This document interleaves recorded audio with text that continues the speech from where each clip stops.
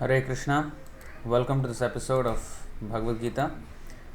So, today we will be discussing the origin of all energies, Bhagavad Gita, chapter 7, text 6. Om Namo Bhagavate Vasudevaya, Om Namo Bhagavate Vasudevaya, Om Namo Bhagavate Vasudevaya, Om Ajnanatimirandhasya Jnananjana Shalakaya चक्षुरुन्मीलितं येन तस्मै श्रीगुरवे नमः श्रीचैतन्यमनोभीष्टं स्थापितं येन भूतले स्वयं रूपः कदा मह्यं ददाति स्वपदान्तिकं वन्देऽहं श्रीगुरो श्रीयुतपदकमलं श्रीगुरुन् वैष्णवांश्च श्रीरूपं साग्रजातं सहगणरघुनाथान्वितं तं सजीवं साद्वैतं सावधूतं परिजनसहितं कृष्णचैतन्यदेवं श्रीराधाकृष्णपादान् सहगणललिता श्रीविशाखान्वितांश्च हे कृष्णकरुणासिन्धो दीनबन्धो जगत्पते गोपेश गोपिकान्त राधाकान्त नमोऽस्तु ते तप्तकाञ्चन गौराङ्गी राधे वृन्दावनेश्वरी वृषभानुसुते देवी प्रणमामि हरिप्रिये वाञ्छाकल्पतरुभ्यश्च कृपासिन्धुभ्य एव च पतितानां पावनेभ्यो वैष्णवेभ्यो नमो नमः। नमो ॐ विष्णुपादाय कृष्णप्रेष्ठाय भूतले श्रीमते भक्तिवेदान्तस्वामिनिति नामिने नमस्ते सारस्वती देवे गौरवाणी प्रचारिणे निर्विशेषशून्यवादी पाश्चात्यदेशतारिणे जय श्री कृष्ण चैतन्य प्रभु नित्यानंद श्री अद्वैत गदाधर श्रीवासादि गौर भक्तवृंद हरे Krishna Krishna Krishna Hare Hare Hare Ram Ram Ram Hare Hare. Thank you for coming on. So today's Bhagavad Gita session we will be discussing chapter 7 text 6, the origin of all energies. एतद्योनीनि भूतानि सर्वाणीत्युपधारय अहं कृत्स्नस्य जगतः प्रभवः प्रलयस्ततः. Etat, these two natures, yonini, whose source of birth, bhutani, everything created, sarvani, all, iti, thus, upadharaya, no, aham, I, kritsnasya, all inclusive, jagatah, of the world, prabhavah, the source of manifestation, pralayah, annihilation, tatha, as well as. Translation and purport by His Divine Grace A.C. Bhaktivedanta Swami Srila Prabhupada Ki Jai.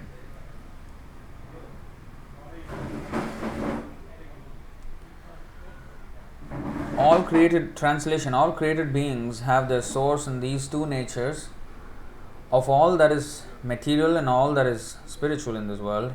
Know for certain that I am both the origin and the dissolution.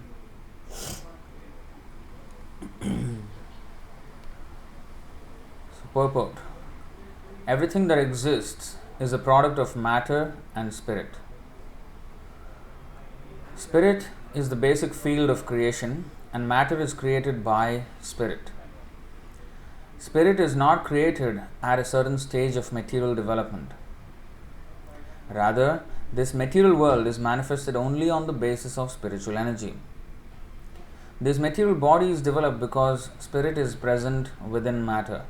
A child grows gradually to boyhood and then to manhood because that superior energy, spirit soul, is present. Similarly, the entire cosmic manifestation of the gigantic universe is developed because of the presence of the super soul, Vishnu. Therefore, spirit and matter, which combine to manifest this gigantic universal form, are originally two energies of the Lord, and consequently, the Lord is the original cause of everything. A fragmental part and parcel of the Lord, namely the living entity, may be the cause of a big skyscraper, a big factory, or even a big city, but he cannot be the cause of a big universe. The cause of the big universe is the big soul or the super soul. And Krishna, the Supreme, is the cause of both the big and small souls. Therefore, he is the original cause of all causes. This is confirmed in the Katha Upanishad 2.2.13. Nityo Nityanam Chetanas Chetananam. So, there is a purport. So now, let's try to understand this verse. So, in this material world, everything is the combination of these two energies, the spiritual energy and the material energy. And spiritual energy we are apareyam itastvanyam vidhime prakritim param jiva bhutam mahabaho yayedam dharyate jagat. We have seen that verse on Sunday. So that means dharyate. Dharyate means carry or sustain. So the material world is being sustained because of the presence of the spirit souls, infinite spirit souls. And of course, the Lord here he is clearly saying that I am the Lord of both the material and spiritual energies. So he is the Lord of all. So there is a clear distinction. Nityo Nityana Chetanas Chetananam Eko Bahunam Yo Vidadhati Kaman.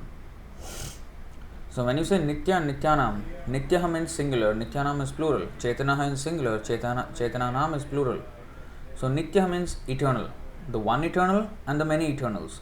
The one conscious being and the many conscious beings. So why it is said like that? Why not just lump it together? Many eternals and many conscious beings. No. The one eternal, one conscious being. One eternal conscious being and many eternal conscious beings. Why the separation? Eko bahunam yo vidadhati kaman. That singular eternal conscious being is supplying the necessities of sustenance for the entire rest of eternals and conscious beings. So that is the Supreme Personality of Godhead. And etad yonini bhutani sarvani ityupadharaya. So bhutani means everything created. So there is, of course, the Pancha Mahabhuta, which is the 5 gross elements, and then there is 3 Sukshma Bhuta. Sukshma Bhuta is the 3 subtle elements. Then there is Jiva Bhuta. Jiva Bhuta means the living entity within matter. The Jiva Bhuta it is only called Jiva when it is in the material world.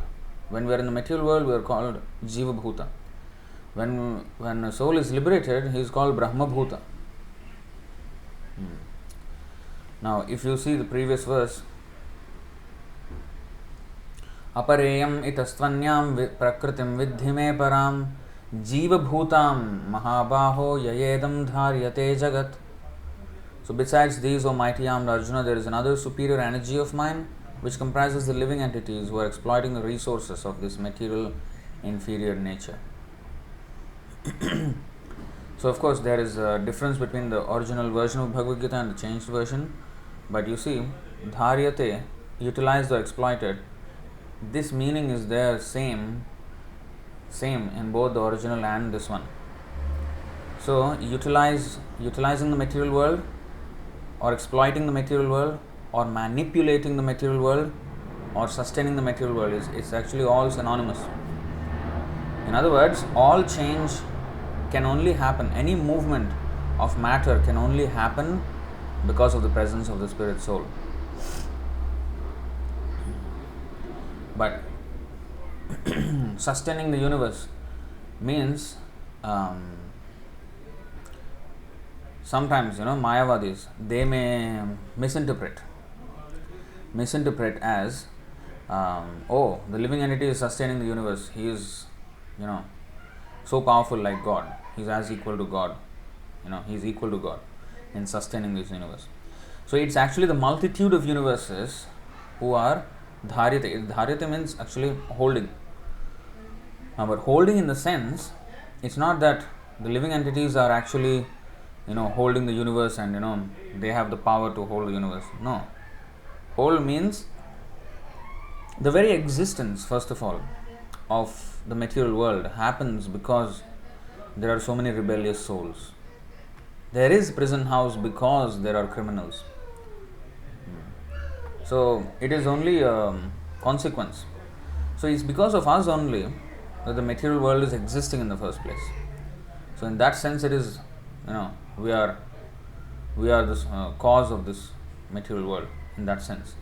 But it's just because a person is a criminal, it does not mean that he has constructed the prison. There is prison to house the criminals only. It's only because of the criminals that there is prison. But it's not that he constructed the prison. The government constructed the prison to house the criminal. So similarly, we are, although the cause of this material world, it's not that we created the material world. It is because there will be rascals like us.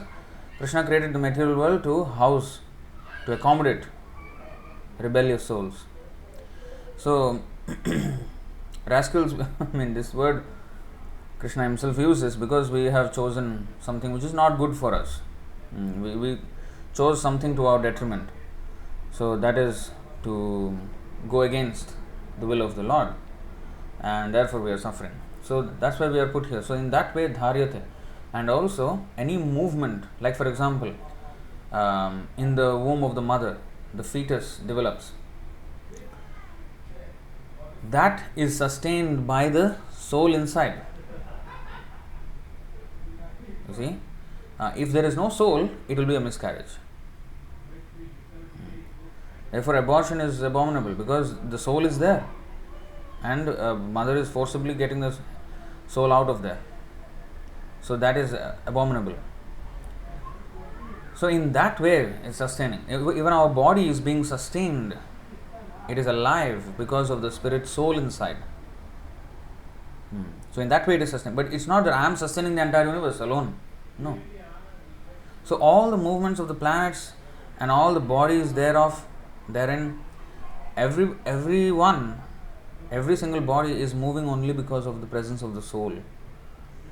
Otherwise, this body will just fall lifeless to the ground. It may be most beautiful, it may be most intelligent, whatever it may be, it will not work without the soul. So, in that way, dharyate jagat. So, it is not to be confused with the Mayavadi understanding of dharyate. Vishwambhar.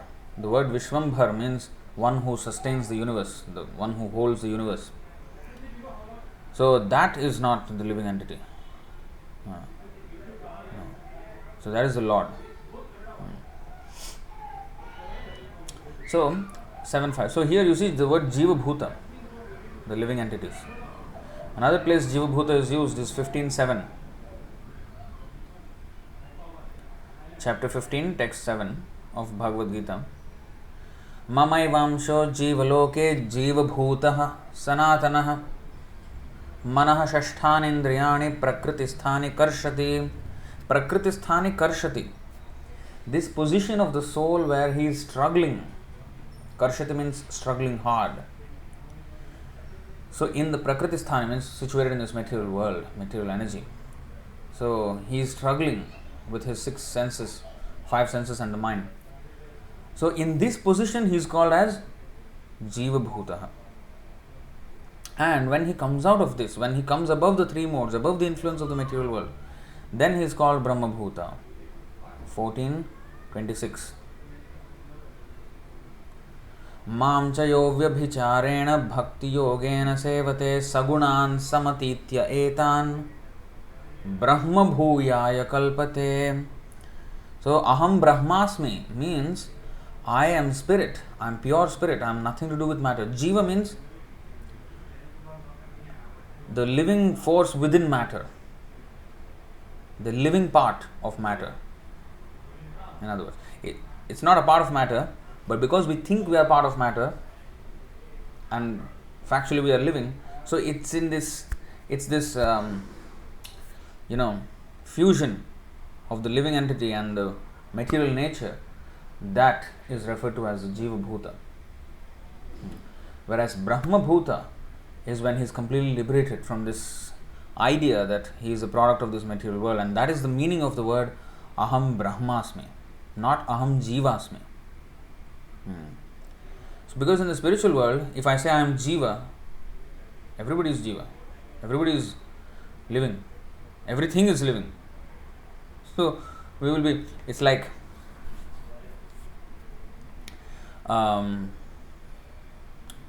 just a very crude example. There was this, we used to have, Chaitanya Leela Prabhu and Karunamai Mataji. Chaitanya Leela Prabhu and Karunamai Mataji, they are now in Australia. So about 7 to 8 years ago, they were here in Singapore for about a year and a half. And we used to go to this market, vegetable market. So when we used to go there, because here in the vegetable market, it's a wholesale market where many of the vendors, they give free vegetables. A lot of them. So when we go there, so sometimes they would say, let's go to that Asian, this Chaitanya Leela Prabhu used to say, let's go to that Asian vendor. So I tell him, you are in Asia. You are the only one Australian here. Everyone, including me, I'm an Asian. Oh, okay, let's go to the Chinese vendor, he would say. Well, except for you and me, I came from India and you are coming from Australia. Everyone here is Chinese. So telling that this is go to the Chinese vendor, everybody is a Chinese. So it's like there's no distinction. If we say that there is a German person there and say, oh, let's go to the German fellow, that would be something starkly different. When there is somebody who's completely out of the norm. So I'm giving this example because if I go to the spiritual world and say, oh, I am Jiva, right? Everything is Jiva. The stone is Jiva, you are Jiva, water is Jiva, leaf is Jiva, flower is Jiva. Everything is Jiva there. Everything is living. So there is no other thing than living. Brahma. Sarvam khalvidam Brahma. So of course there is so much variety and each has its individuality. So there is nothing else that a living entity can be distinguished from. In this material world there is matter, there is spirit. So there is Panchamahabhuta, there is Sukshma Bhuta, there is Jiva Bhuta. But there, just everything is Brahma. Brahmarpanam Brahmahavir, Brahmagno Brahmanahutam, Brahmaiva tena gantavyam Brahma karma samadhina. So everything, this activity, this devotional service, everything is spiritual there. So there, everybody is known, but it's not that it's all one. No. It's like Ramanujacharya has described this as a green bird, a parrot for example. If he goes into a green tree, the green merges with green. But it's not that the bird merged with the tree. The bird still maintains its individuality on the branch of the tree. So similarly, it may appear that if animal has come out from a forest onto the road, from the trees, and then, oh, there's an animal. And then suppose he goes back into the woods. Oh, now he has merged into the forest. But it's not that he has merged into the forest. He is always living. So like that, for the outside, for the lame observer, he would say that, oh, he has merged into the forest. But that's not an accurate description. Yeah, he went into the forest, but he did not merge with the forest. So likewise. So this is the difference between Jiva Bhuta and Brahma Bhuta. Sagunan samatitya etan. Sagunan. This three guna. Sattva guna, Rajoguna, Tamoguna. Once one has samatitya, samatitya means to transcend above these three modes, yes, then he is called Brahma Bhuta. Brahma Bhuyaya Kalpate, elevated to the Brahman platform.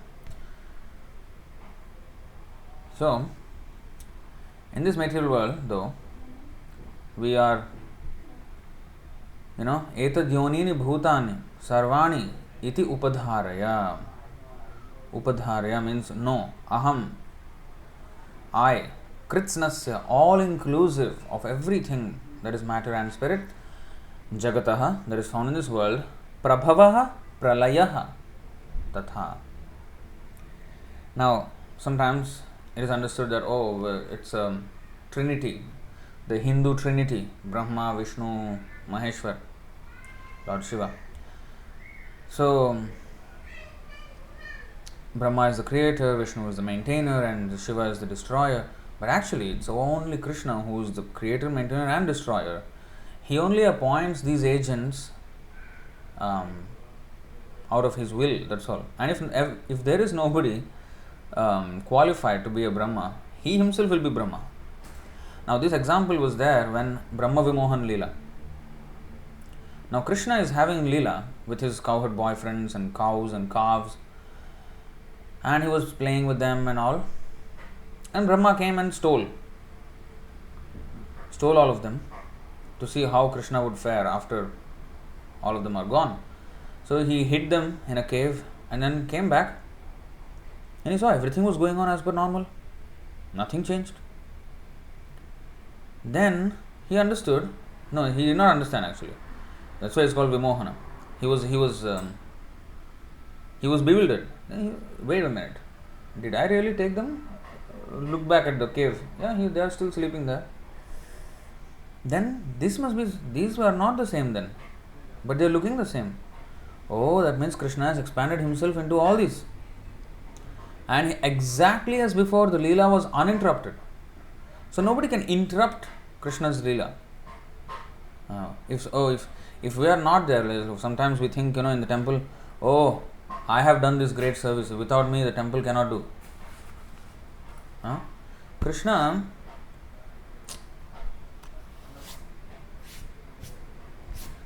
doesn't need any of us. We are not indispensable. It's not that if I go, nothing else will happen in this temple. That's why the temple will close down. No, I cannot think like that. This is ego, false ego. Why? Because Krishna can replace. Krishna, he has multifarious energies, not that he himself will come. He doesn't need to come for these things. As if we are doing such a great service that without us, the planets are coming out of orbit or what. No. So he doesn't need to personally come to rectify the situation. We are hardly doing anything. So he can replace with somebody else. Or he can do it himself. It is never. That's why even Arjuna was one of the greatest archers of his time. Why Krishna spoke so much to ask him to fight? Why? Without him, if he doesn't convince Arjuna, that's it, Krishna's plan is gone. The entire reason for his coming down is gone. No, that's not the case. That's not the case. Arjuna could see in the mouth of Krishna in the universal form that all these people in the battlefield were being killed, crushed between the teeth. So he could already see that the annihilation of these were already engineered by the Lord. Nimitta matram bhavasavvasachin. Nimitta means immediate cause. For a potter to make a pot, the immediate cause or the instruments with which he makes is the potter's wheel, the clay, these things. So these are nimitta, immediate causes of the pot. But they are only being manipulated by the remote cause, which is the human behind it. So nimitta is the immediate cause. It is still a cause, but it is the immediate cause. It's not the ultimate cause. It may be the karana, but it is not sarva karana. So that is Krishna. Sarva karanam Ishvara Parama Krishna Sachidananda Vigraha Anadiradir Govinda Sarva karanam. So that remote cause of everything is Krishna. And there may be many stages of immediate cause. For example, in a shop, if I am running a shop and the supplier is giving me, the delivery man is bringing some supplies into the shop for me to sell. Now, this delivery man may be the immediate cause or immediate source of these product, but he is not. He is just delivering somebody else's product. What is he delivering? Oh, he is employed by some logistics company. Okay, that logistics company may be the cause. Yeah. Next stage. If we go all the way, the manufacturer. And even if the manufacturer, you can see, he has sourced his materials from someone, some raw material from somewhere else. So if you see like that, ultimately you will find that the Sarvakarana Karanam is Krishna. Because raw materials, everything comes from Krishna. So, immediate cause, remote cause. So, nimitta, so the immediate cause is the instrument of the remote cause. The supplier, for him, the logistics company is an instrument to get the goods out to different shops across the country or across the world, whichever it may be. So, for him it's the instrument. But for us it is the cause. For those who are receiving it, for them it's the cause. But it's immediate cause, not remote cause. So that immediate cause is nothing but an instrument of the remote cause. So in this way we should understand that Brahma, Shiva, they are the immediate causes of creation and destruction, but they are not the ultimate cause of these things. Krishna is the one. So, in regards to this, there is this famous verse from the Chatushloki Bhagavatam. Aham eva samevagre nanyadyat sadasat param tasmadaham yadetacha yovasishyata sosmyaham.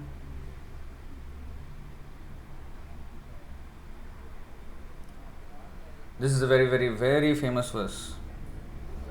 2933 of Srimad Bhagavatam, 2934, 2935, 2936. Extremely important verses in the Bhagavatam. These four verses are the original Bhagavatam. The Lord himself spoke to Brahma. These four verses. And the entire Bhagavatam is expanding from these four verses. Similarly, Bhagavad Gita also, there is Chatushloki Bhagavad Gita, which is the essence of the entire Bhagavad Gita, which is 10.8, 10.9, 10.10, 10.11. And actually, if you go to 10.8, it is also about this. Let's go to first 10.8, Bhagavad Gita. So that means this Chatushloki Bhagavad Gita means Bhagavad Gita is entirely summarized in these four verses, condensed. You see 10.8.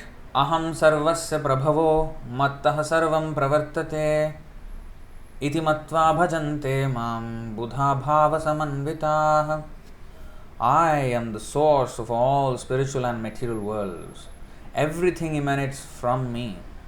The wise who perfectly know this engage in my devotional service and worship me with all their hearts. And in fact, if we go to 15th chapter as well, it's called the Purushottam Yoga.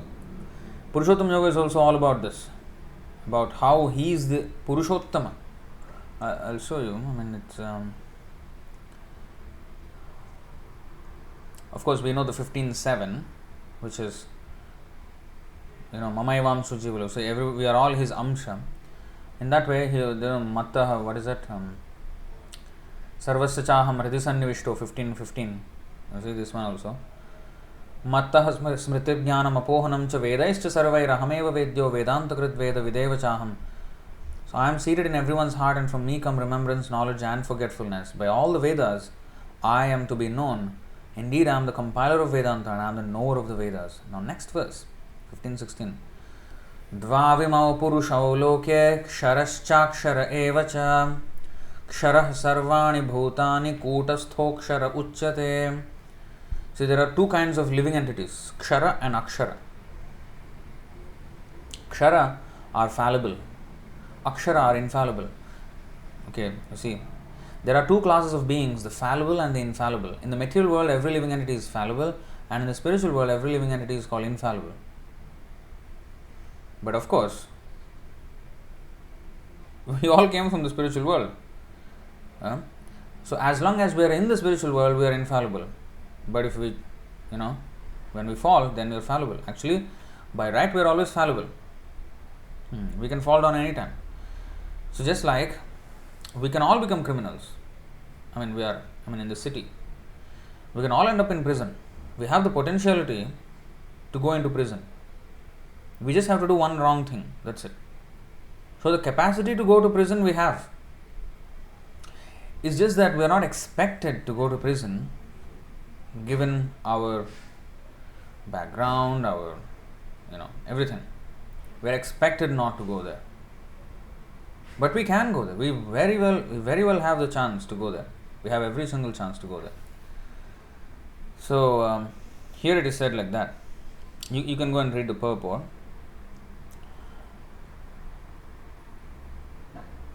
You see here also Prabhupada is explaining. Okay, let's read the purport. How big is this? We'll read a little bit. You see here, as already explained, the Lord in his incarnation as Vyasadeva compiled the Vedanta Sutra. Here the Lord is giving in summary the contents of the Vedanta Sutra. The contents of the Vedanta Sutra. He says that the living entities, who are innumerable, can be divided into two classes, the fallible and the infallible. The living entities are eternally separated parts and parcels of the Supreme Personality of Godhead. When they are in contact with the material world, they are called Jiva Bhuta. And the Sanskrit words given here, Ksharah Sarvani Bhutani, mean that they are fallible. Those who are in oneness with the Supreme Personality of Godhead, however, are called infallible. And oneness does not mean that they have no individuality, but that there is no disunity. Like an organization, for example, is one unit, but it is composed of many people inside. A family is one unit, but within that there are people. So if everybody is in unison, then it's unanimous. The whole opinions are all unanimous. So there is no disunity. So that is spiritual world. Oneness with the Supreme Lord means that we have no disunity. So let's explain here. They are all agreeable to the purpose of the creation. They are all agreeable to the purpose of the Lord. The disunity, we are now disunited with God, that is called Viyoga, separated from God, and that is because of our not agreeing to the Lord. So what is the agreement that we are failing to sign, or we breached the contract of? That is that He is supposed to be the enjoyer and we are supposed to cooperate in His enjoyment. And the Lord is so kind that when we cooperate, we will also enjoy. That is the reason why He is called Govinda. He is the giver of pleasure. But only when we give Him pleasure. So it's not that He gives us pleasure and I will just be worried about my pleasure. No. Then He will take away. It's not that He wants to take away. We are actually distancing ourselves. We are choosing not to take. His mercy is always... What is that? Chandalopi, this moon's rays are equally available for the Brahmana and for the Chandala. But it's not that it discriminates against the Chandala and the Brahmanas are having a spotlight and then the Chandalas are in the darkness. Just next to the Brahmana, he's still in the darkness. No. The moonlight is the same for everyone. Sunlight is the same for everyone. So, similarly, the Lord's mercy is the same for everyone. It is just that some become proper receptacles or proper recipients of such mercy and some choose not to. If there is light and if I lock myself up in a dark room, then who is to be blamed for the darkness? Not the light, not the sun. It's not that the sun is choosing not to shine upon me. I am the idiot who locked myself up in a dark room. So I am to be blamed. So Oneness does not mean that they have no individuality, but there's no disunity. They are all agreeable to the purpose of the creation. Of course, in the spiritual world, there is no such thing as creation. But since the Supreme Personality of Godhead, as stated in the Vedan Sutra, is the source of all emanations, that conception is explained. Now, according to the statement of the Supreme Personality of Godhead, Lord Krishna, there are two classes of living entities. The Vedas give evidence of this, so there is no doubt about it. The living entities who are struggling in this world with the mind and five senses have their material bodies which are changing. As long as living entity is conditioned, his body changes due to contact with matter. Matter is changing, so the living entity appears to be changing. But in the spiritual world, the body is not made of matter, therefore there is no change. In the material world, the living entity undergoes 6 changes: birth, growth, duration, reproduction, dwindling and vanishing. These are the changes of the material body, but in the spiritual world, the body does not change. There is no old age, no birth, no death. There all exists in oneness. Sharah sarvani bhutani. Any living entity who has come in contact with matter, beginning from the first created being Brahma down to the small ant, is changing its body, therefore they are all fallible. In the spiritual world, however, they are always liberated in oneness. So, this is them. And 15-17, next verse. Uttamah purushastvanyah paramatmetyudahritah yo lokatrayam avishya bibhartyavyaya ishvarah.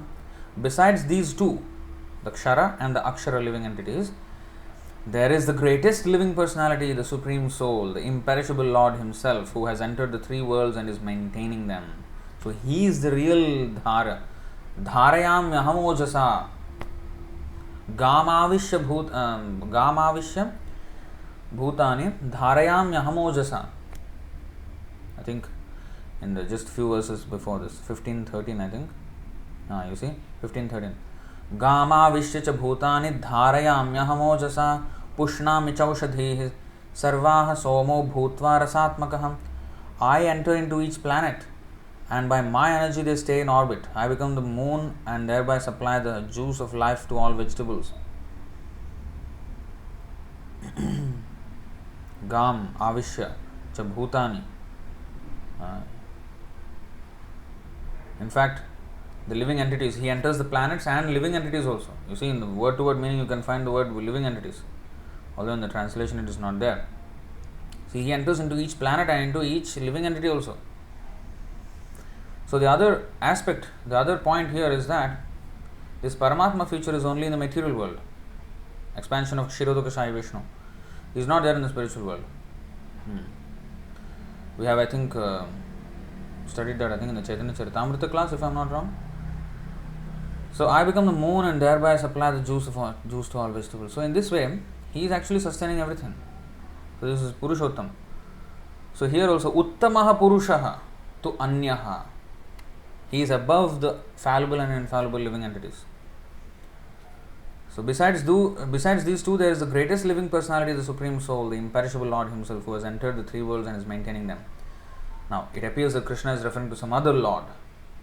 But then he clarifies in the next verse.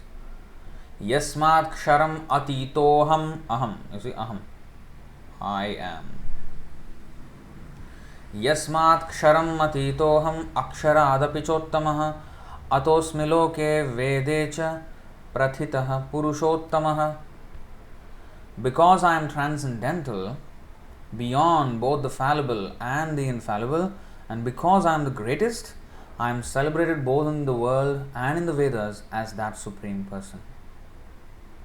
So he is referring to himself here. This is so clear, Purushottam Yoga. And then he says this famous verse, Yo mam evam sammudho janati purushottamam sasarvavid bhajati mam sarvabhavena bharata. Whoever knows me, Yo mam, as the Supreme Personality of Godhead, without doubting, is the knower of everything. He therefore engages himself in full devotional service to me, O son of Bharata. Finally, Iti guhyatamam shastram. Iti guhyatamam shastram idamuktam mayanagha etad buddhva buddhiman syad kritakrityascha bharata. So, iti guhyatamam shastram. Guhya means secret. Guhyataram means more secret, more confidential. Guhyatamam means the most secret, superlative degree. Positive, comparative, superlative. So, this is superlative. Tamam means superlative. Now, this is the most confidential part of the Vedic scriptures, O sinless one, and it is disclosed now by me. Whoever understands this will become wise, and his endeavors will know perfection. We have to understand that even in the higher planetary systems, people are not clear about who is actually the Supreme Personality, who is the Purushottam. That's why Bhrigu Muni actually conducted an experiment. He has conducted an experiment with great risk.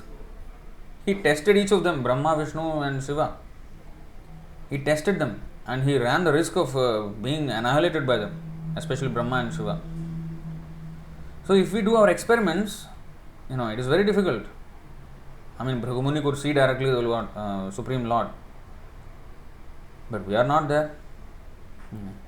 If we try to experiment, then we will be destroyed. But if we accept it from the word of God, Krishna, immediately we can know. So now that we are knowing that Krishna is the Supreme Personality of Godhead, we should never take it for granted that this is, what is very confidential about this? Bhagavad Gita is available everywhere. Yeah, but how many people actually know? Even those who read Bhagavad Gita, how many of them actually know that Krishna is the Supreme Personality of Godhead? Iti guhyatamam shastram. So all the Vedas, whatever, that's why Bhagavad Gita is the cream of the Vedas. What is that? Sarvo panishado gavo dogdha gopalanandanaha partho vatsaha sudhir bhokta dugdham gitamritam mahat. So the Sarva Upanishado Gavo, the cow of the Upanishads. The Upanishads are like the cow. And Krishna is the cowherd boy, Gopalanandana. And Dogdha, he is the milkman. So he is taking the milk. Partho Vatsaha. Arjuna is the calf. You see, a milkman cannot take out milk from the cow unless there is a calf. Right? If the cow does not have a calf, then there can be no milk. So in other words, unless there is somebody questioning Krishna, there is no reason for Krishna to speak. Not that he come into this world and then start speaking to who. So he has to arrange somebody to ask questions. Then only the milk came out. Dugdham Gitamritam. Dugdham means milk. Came out from the Upanishads of the cow of the Upanishads. Krishna has milked them and gave the essence to Arjuna, and not only Arjuna, everybody else also will benefit. It's not that the milk of the cow is only for the calf. Of course, vegans, they argue about this. Cow by nature produces way more milk, especially if it's taken good care of. If she is taken good care of, then she produces way more milk than is necessary for the calf.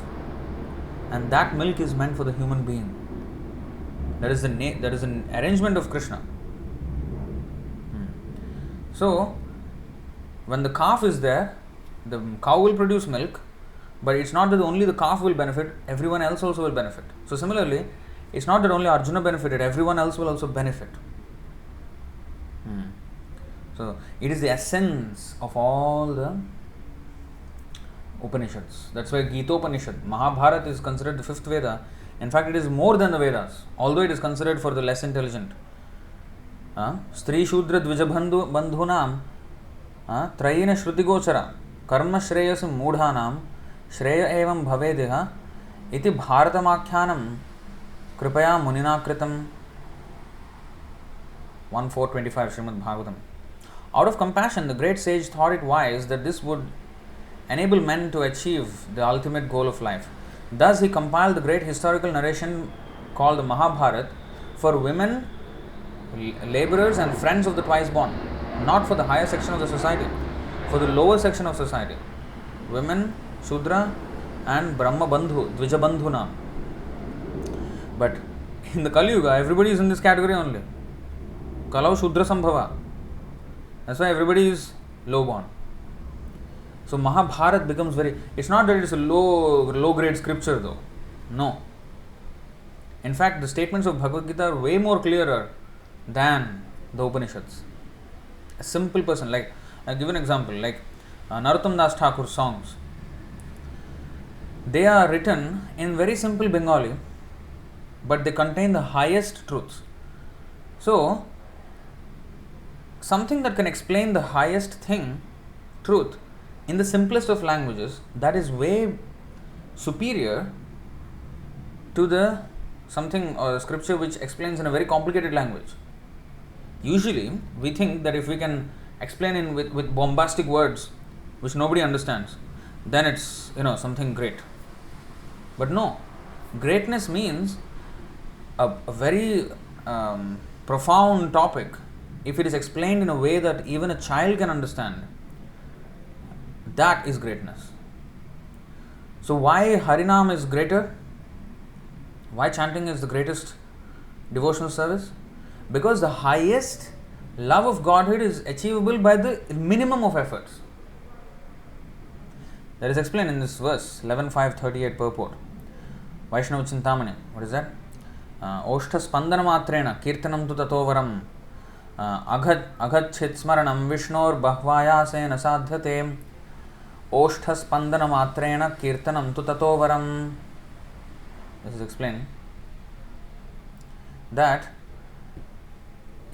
remembrance of the Lord is certainly very, very purifying, but it is only achieved after extraordinary effort.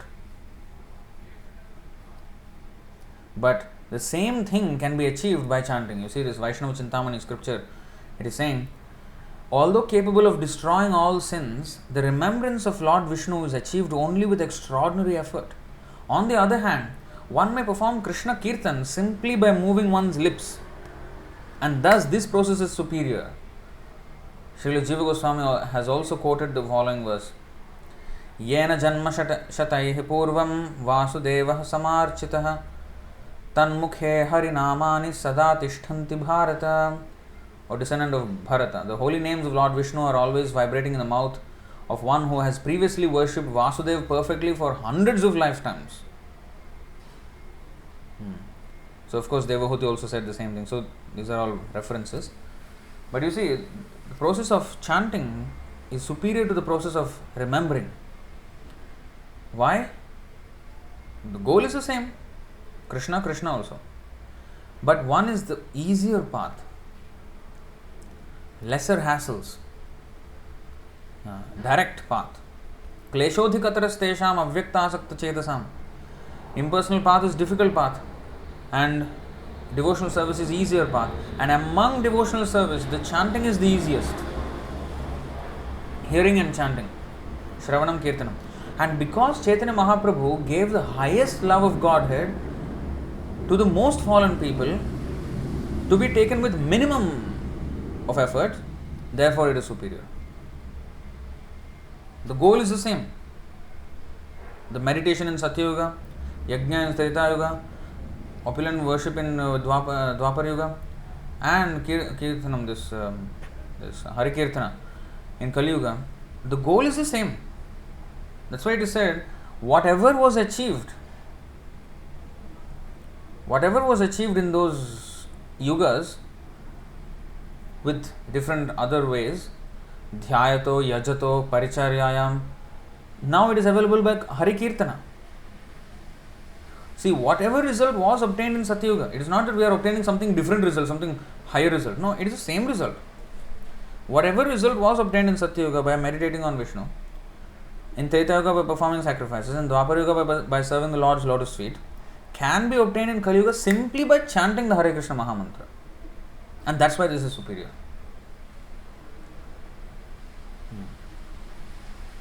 So that's why it is superior.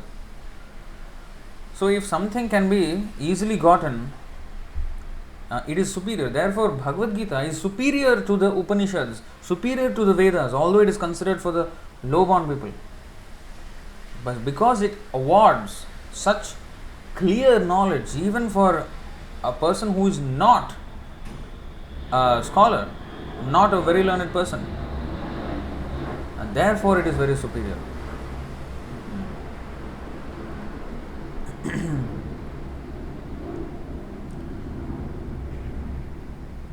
And let's go to this aham evasam evagre. This is a very important verse.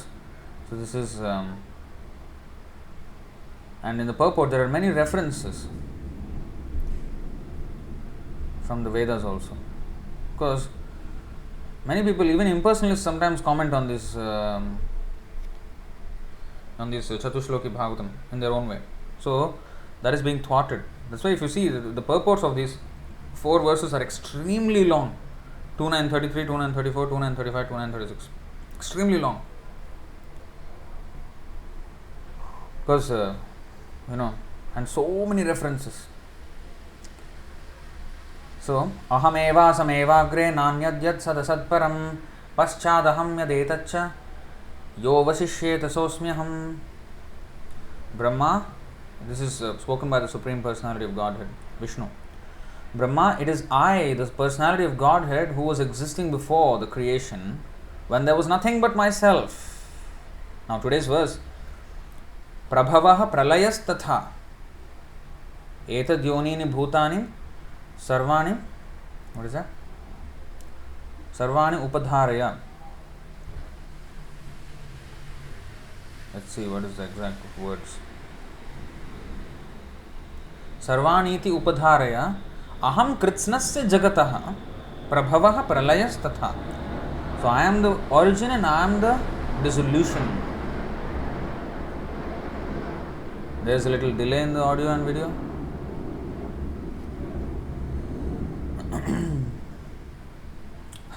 I will just continue. So Brahma, it is I, the personality of Godhead, who was existing before the creation, when there was nothing but myself. Nor was there the material nature, the cause of this creation.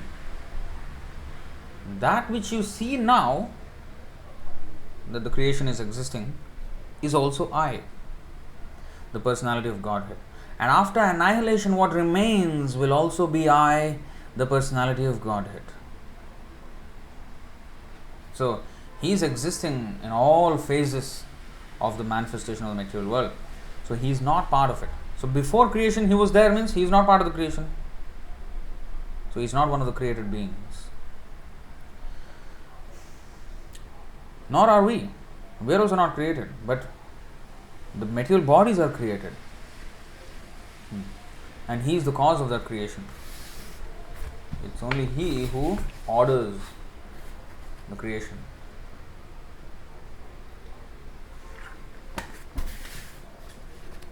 सृष्टि स्थिति प्रलय साधन शक्तिरेका छायेव यस्य भुवनानि बिभर्ति दुर्गा इच्छानुरूपमपि यस्य च चेष्टते सा गोविंदमादिपुरुषं तमहं भजामि. सृष्टि स्थिति प्रलय साधन शक्तिरेका छायेव यस्य भुवनानि बिभर्ति Durga. Durga is in charge of this सृष्टि स्थिति प्रलय. प्रभवः प्रलयस्तथा. But छायेव यस्य भुवनानि बिभर्ति दुर्गा इच्छानुरूपम. Govinda's इच्छा. इच्छानुरूपम अपि यस्य च चेष्टते सा गोविंदमादिपुरुषम. According to his will, she performs her duty as a shadow. A shadow will move when we move. So there is no disunity between the movement of the shadow and the movement of the actual object. So it's just spontaneous. So without the slightest disharmony or discord, without the slightest discord, the Durga conducts herself exactly according to the wish of Govinda, without the slightest deviation, like a shadow. So, purport. We should note very carefully that the personality of Godhead is addressing Lord Brahma and specifying with great emphasis himself, pointing out that it is he, the personality of Godhead, who existed before the creation. It is he only who maintains the creation, and it is he only who remains after the annihilation of the creation. Brahma is also a creation of the Supreme Lord. The impersonalist, now you see, impersonalists comment on this verse, this Chatushloki Bhagavatam, and especially this verse. The impersonalist puts forth the theory of oneness in the sense that Brahma, also being the same principle of I, because he is an emanation from the I, the personality, the absolute truth, is identical with the Lord, the principle of I, and that there is nothing more than the principle of I as explained in the verse and in this verse. Aham, aham, aham. So everything is I am the. If a person is saying, I am the owner of this car, if he is saying to you, I am the owner of this car, then you hear the word, I am the owner, then you will say, yeah, I am the owner of this car. Huh? The owner will say, something gone wrong with your word. I am the owner of the car. Yeah, I am the owner of the car. I. Right? Brain. Stupidity. So when the Lord says aham, how can we consider ourselves as that aham? Huh? So this is how the impersonalists got absolutely zero brains. You know? Because he is an emanation from the I, the absolute truth, is identical with the Lord, the principle of I, and that there is nothing more than the principle of I as explained in this verse. Accepting the argument of the impersonalist, it is to be admitted that the Lord is the creator I and the Brahma is the created I. Therefore, there is a difference between the two I's, namely the predominator I and the predominated I. Therefore, there are still two I's, even accepting the argument of the impersonalist. Not that I, everything is I. I am the owner of the car. Yes, I am the owner of the car. I am the owner of the car. I am the owner of the car. Everybody is the owner of the car. No, it's stupidity. It's not that all is one. If he says I am the owner of the car, I must say yes, you are the owner of the car. You. So therefore, there are still two I's, even accepting the argument of the impersonalist. But we must note carefully that these two I's are accepted in the Vedic literature, Kathopanishad, in the sense of quality. The Kathopanishad says, Nityo Nityanam Chetanas Chetananam Eko Bahunam Yo Vidadhati Kaman. The creator I and the created I are both accepted in the Vedas as qualitatively one, because both of them are Nityas and Chetanas, or eternals and conscious beings. But the singular I is the creator I, and the created I's are of plural number because there are many I's like Brahma who are, and those generated by Brahma. It is the simple truth. The father creates or begets a son, and the son also creates many other sons, and all of them may be one as human beings, but at the same time from the father, the son and grandsons are all different. The son cannot take the place of the father, nor can the grandsons. Simultaneously, the father, the son and the grandson are one and different also. So they are one as human beings, one as in a family, but they are all in different individuals. As human beings they are one, but as relatives they are different. But as relativities they are different. Therefore, the relativities of the creator and the created, or the predominator and the predominated, have been differentiated in the Vedas by saying that the predominator I is the feeder of the predominated I's. Now, he feeds the rest of them. Eko bahunam yo vidadhati kaman. This is called the feeder I, who is feeding everybody else. And thus there is a vast difference between the two principles of I. In another feature of this verse, no one can deny the personalities of both the Lord and Brahma, because Lord is speaking to Brahma. So there are two people. Therefore, in the ultimate issue, both the predominator and predominated are persons. This conclusion refutes the conclusion of the impersonalist that in the ultimate issue everything is impersonal. This impersonal feature stressed by the less intelligent impersonalist school is refuted by pointing out that the predominator I is the absolute truth and that he is a person. Unless he is a person, he will not refer to himself as I. If it is not a person, then I will not say that he is carrying water. I am drinking water from him. It is not his preferred pronoun. It cannot have a preferred pronoun like some people have nowadays. Some you know eunuchs. So we only have to say it. This is it.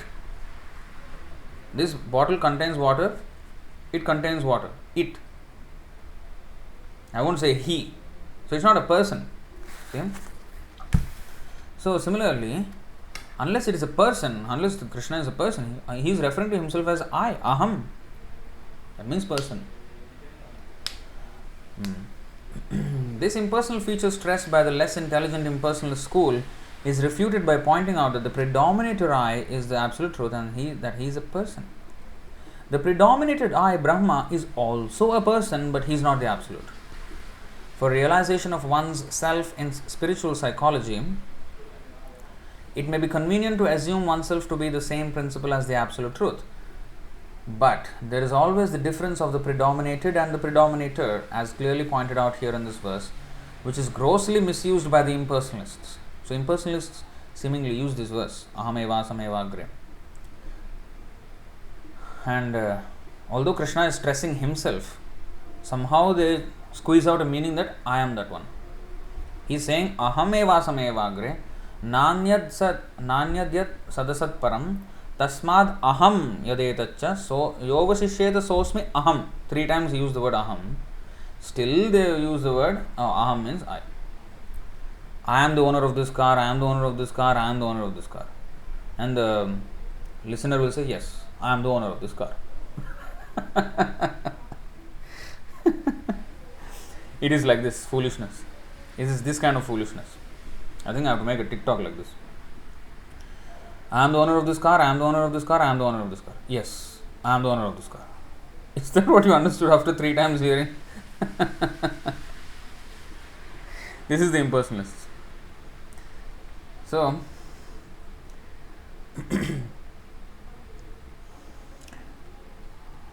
Brahma is factually seeing face to face his predominator Lord, who exists in his transcendental eternal form even after the annihilation of the material creation.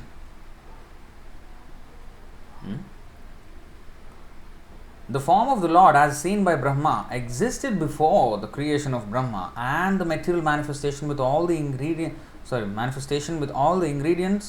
and agents of material creation are also energetic expansions of the Lord, and after the exhibition of the Lord's energy comes to a close, what remains is the same personality of Godhead. Therefore, the form of the Lord exists in all circumstances of creation, maintenance and annihilation. The Vedic hymns confirm this fact in the statement Vasudevo va idam agra asin na Brahma na cha Sankara eko Narayana asin na Brahma neshana, etc. Before the creation there was none except Vasudev. There was neither Brahma nor Shankara. Only Narayan was there and no one else, neither Brahma or Ishana. Sripad Shankaracharya also confirms in his comments on the Bhagavad Gita that Narayana, or the personality of Godhead, is transcendental to all creation, but that the whole creation is the product of Avyakta, Narayana Parovyaktat. Therefore, the difference between the created and the creator is always there, although both the creator and the created are of the same quality. Like, there is another example. I think there is a verse also like this. This material world is like a fair. Sometimes there is a bazaar, a fair, that there will be a tent, some festive season. There will be a whole tent that will be set up, and then there will be so many shops, and suddenly the whole place, which was a barren land, will be crowded with people for about a month or so, or a week or whatever. And after the festival is finished, the shops close, and then the tent is wound down and everything. But the creator of the tent, or the contractor who set up this whole fair, he is existing before the fair was set up. He was existing while the fair is running, and sometimes there will be some maintenance that needs to be done, and he will be maintaining it. He'll make sure the electricity supply is there, water supplies are there, toilets are maintained, everything he maintains, and then finally he winds down everything, but he is there all the time. and after some time he will again set up another tent. So the Lord, he sets up this whole fair of the material world for the unfair souls. We were unfair to the Lord, but he sets up a fair for us, and then this whole drama happens. Oh, so much bustling and hustling and bustling. So that happens throughout the creation, and then it is eventually worn down, and he remains. Yoga sishyeta sosmi aham. After the whole thing is worn down, I'm still there.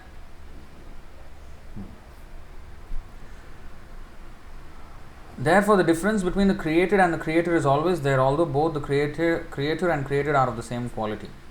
The other feature of the statement, see, so many angles to this. The other feature of the statement is that the supreme truth is Bhagavan, or the personality of Godhead. The personality of Godhead and his kingdom have already been explained. The kingdom of Godhead is not void as conceived by the impersonalists.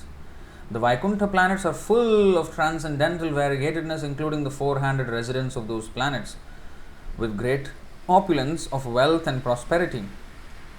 And there are even airplanes and other amenities required for high-grade personalities. Therefore, the personality of Godhead exists before the creation, and he exists with all transcendental variegatedness in the Vaikuntha Lokas. Now, when we say aham, when Krishna says aham evasam evagre, and after annihilation yoga sishyeta sosmi aham, I alone remain after the dissolution of this material world. When we say aham, it's not that he is just alone aham. In the material world, yeah, everything stops, but spiritual world is always going on. And the variegatedness and all his associates, everything, just like a king when he says, I am coming. That means we have to expect, if I prepare, oh, king is coming, okay, I will prepare food for one person. That is my foolishness. If king is coming, that means he is coming with his entourage. Whenever, even now, when the one prime minister of one country goes to another country, it's not that only the prime minister alone goes. He has his whole cabinet of people who go with him. You see, and then they do all the necessary arrangements for the prime minister. In fact, there is a cook also. Everything is there. So there's a whole entourage. So if one person is going, the king is going, everybody is going. So when Krishna says aham, we should know that he is non-different from his name, from his form, from his pastimes, from his entourage. It's non-different.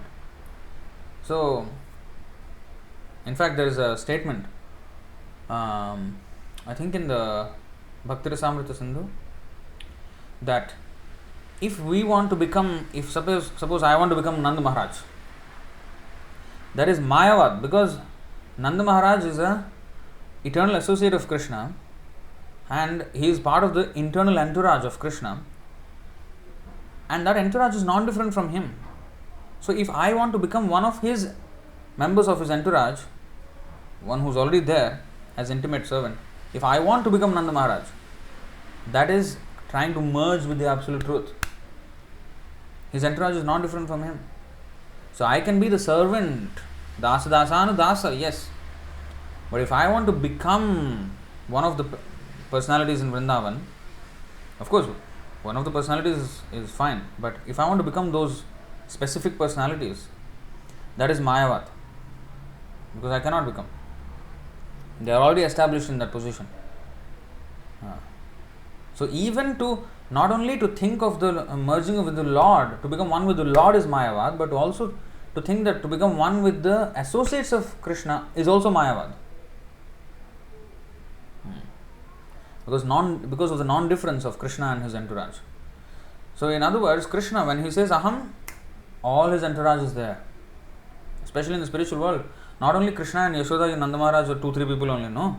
The whole, the Goloka planet is bigger than all the full material world, which is already of infinite universes. And that infinite universes is just one small portion of the spiritual sky. And there are innumerable Vaikuntha planets, which each of those planets are bigger than the entire material world. And Golok Vrindavan is so big that it is it is greater in size than all the Vaikuntha planets put together. Now just see the size of how many associates are there in the spiritual world. You can't even imagine. All of that. When Krishna says Aham, it means all of that. There is no difference between him and his Dhamma. And Dhamma means there are also associates, there are pastimes, there are everything. That's why Chaitanya Mahaprabhu's philosophy. Aradhyo Bhagavan Vrajesha Tanayas Tadhama Vrindavanam. That means we have to worship the Lord Krishna and his Dhama Vrindavan as same. Mat Samstham, Param Dhama, all these words are referring to his abode, the station that he is in, the platform that he is in. So that is not different from him. So when he says Aham, it includes all these things. So that is being explained here. It is not that it is only he alone boring, just sitting down sleeping, Karana Dukashaya Vishnu just sleeping and doing nothing, bored. Okay, let's do another creation and again start. No, not like this. Aham means he is fully enjoying all the time. Yeah. It's not that with us only he is having some company, otherwise he has no company. No. He has much better company. Here what kind of company we are? We are only giving him trouble. Of course nobody can trouble Krishna. But we always, here everybody is offending Krishna. More offense or less offense? That's it. Everybody is offending. Like for example, even Bhrigu Muni. He tested who is the Supreme Lord, Brahma or Shiva or Vishnu. That is also offense. In the spiritual world, nobody does this. Nobody does that. They know he is the Supreme Personality of Godhead, or in some cases, in Golok Vrindavan, they don't even know he is Supreme Personality of Godhead and they don't care. They don't go around to test him and all. They just love him unconditionally. Whether you are the pauper of paupers or you are the master of masters, I love you. That is love. They don't care whether Krishna is Supreme Personality of Godhead, therefore I love. No, Jnana Karmadi Anavritam. Pure love. Bhakti Uttama. The highest bhakti. It's not that, oh, yes Prabhu, this is good. I will just chant Hare Krishna. I don't read the Bhagavad Gita, Bhagavatam, anything. I don't need to read because I don't want to know. I will just love Krishna. Our love is first of all to this, all the material relations. So we have to hear more about Krishna. The more we know about Krishna, then only, if I really love Krishna, then why I don't want to hear about him? That means where is the love?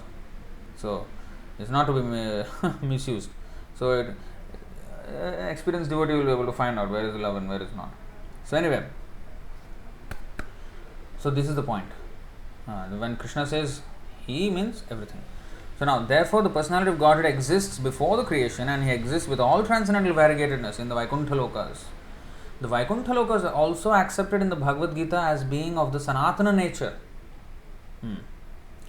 Parastasmatu bhavonyo vyakta vyaktat sanatanaha. Vyakta vyaktat sanatanaha.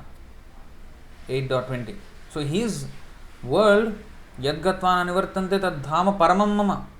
So he is referring to his dhama in a few places in the Bhagavad Gita. So all of that is sanatana. Vyakta avyaktat sanatana. This is important to note. That means before and after creation it is still there.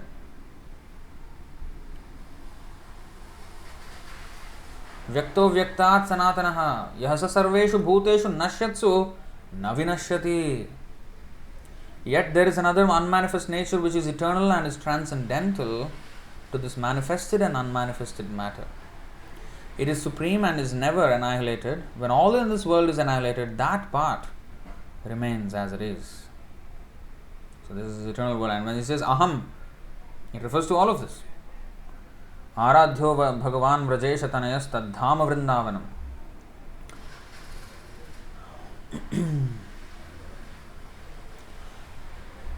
The Vaikuntha Lokas are also accepted in the Bhagavad Gita as being of the Sanatana nature, are not annihilated even after the annihilation of the manifested cosmos. Those transcendental planets are of a different nature altogether, and that nature is not subjected to the rules and regulations of material creation, maintenance, or annihilation. The existence of the personality of Godhead implies the existence of the Vaikuntha Lokas. It is not that only He alone. No. When he says God means everything. Even the Vaikuntha. As the existence of a king implies the existence of a kingdom. If I am the king and if there is no kingdom, I am just a lost person. I am a person lost on an island. That's all I am. What is the use of saying I am the king and there is no kingdom? What kind of king is this? If you say king, that means he has a kingdom. There's no need of any other explanation. If he's a king, means he's ruling over some subjects, and so he has a kingdom. Otherwise, he's not a king. In various places in Srimad Bhagavatam and in other revealed scriptures, the existence of the personality of Godhead is mentioned. For example, in Srimad Bhagavatam 2.8.10, Maharaj Parikshit asks, "Na chapi yatra purusho vishvasthiti udbhavapyayah muktvatmamayam mayeshah shete sarvaguhashayah." How does the personality of Godhead, the cause of creation, maintenance and annihilation, who is always freed from the influence of the illusory energy and is the controller of the same, lie in everyone's heart?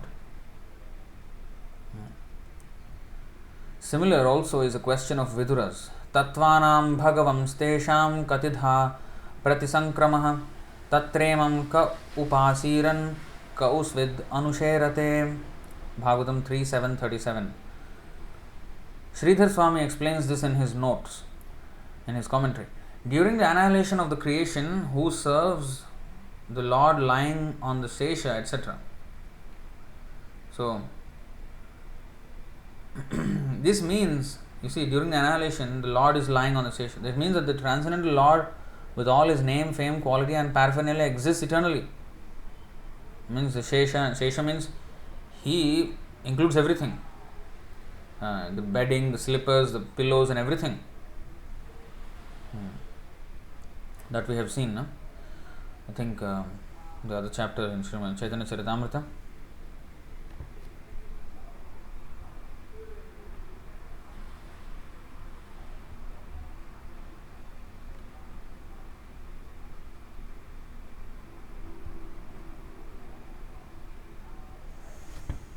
Yeah. Pillow, okay, pillow.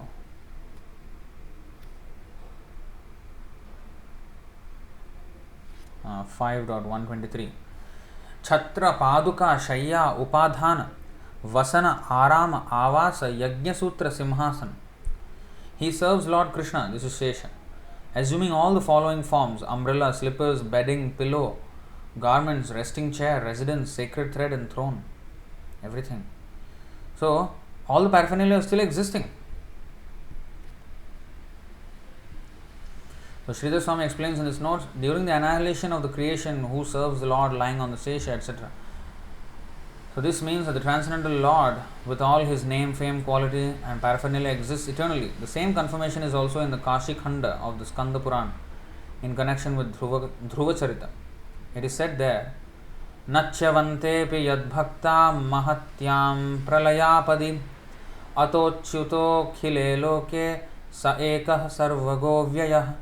Even the devotees of the personality of Godhead are not annihilated during the period of the entire annihilation of the material world. Not to speak of the Lord himself. The devotees are also not annihilated. This is in connection with the Dhruva Loka. The planet of Dhruva Maharaj will not be destroyed at the time of annihilation. It will remain as one of the Vaikuntha planets.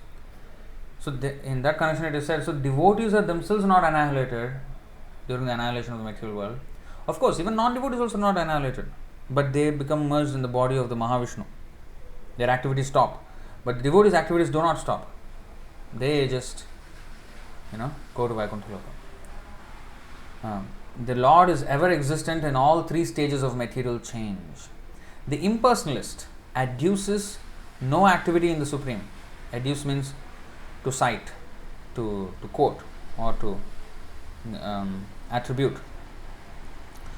The impersonalist adduces no activity in the Supreme, but in this discussion between Brahma and the Supreme Personality of Godhead, the Lord is said to have activities also.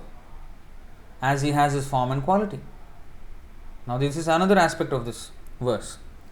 If I am creating, I am maintaining, and I am dissolving this entire creation, creation is an activity, dissolution is an activity. So He does activity. Impersonalist says there is no activity in the,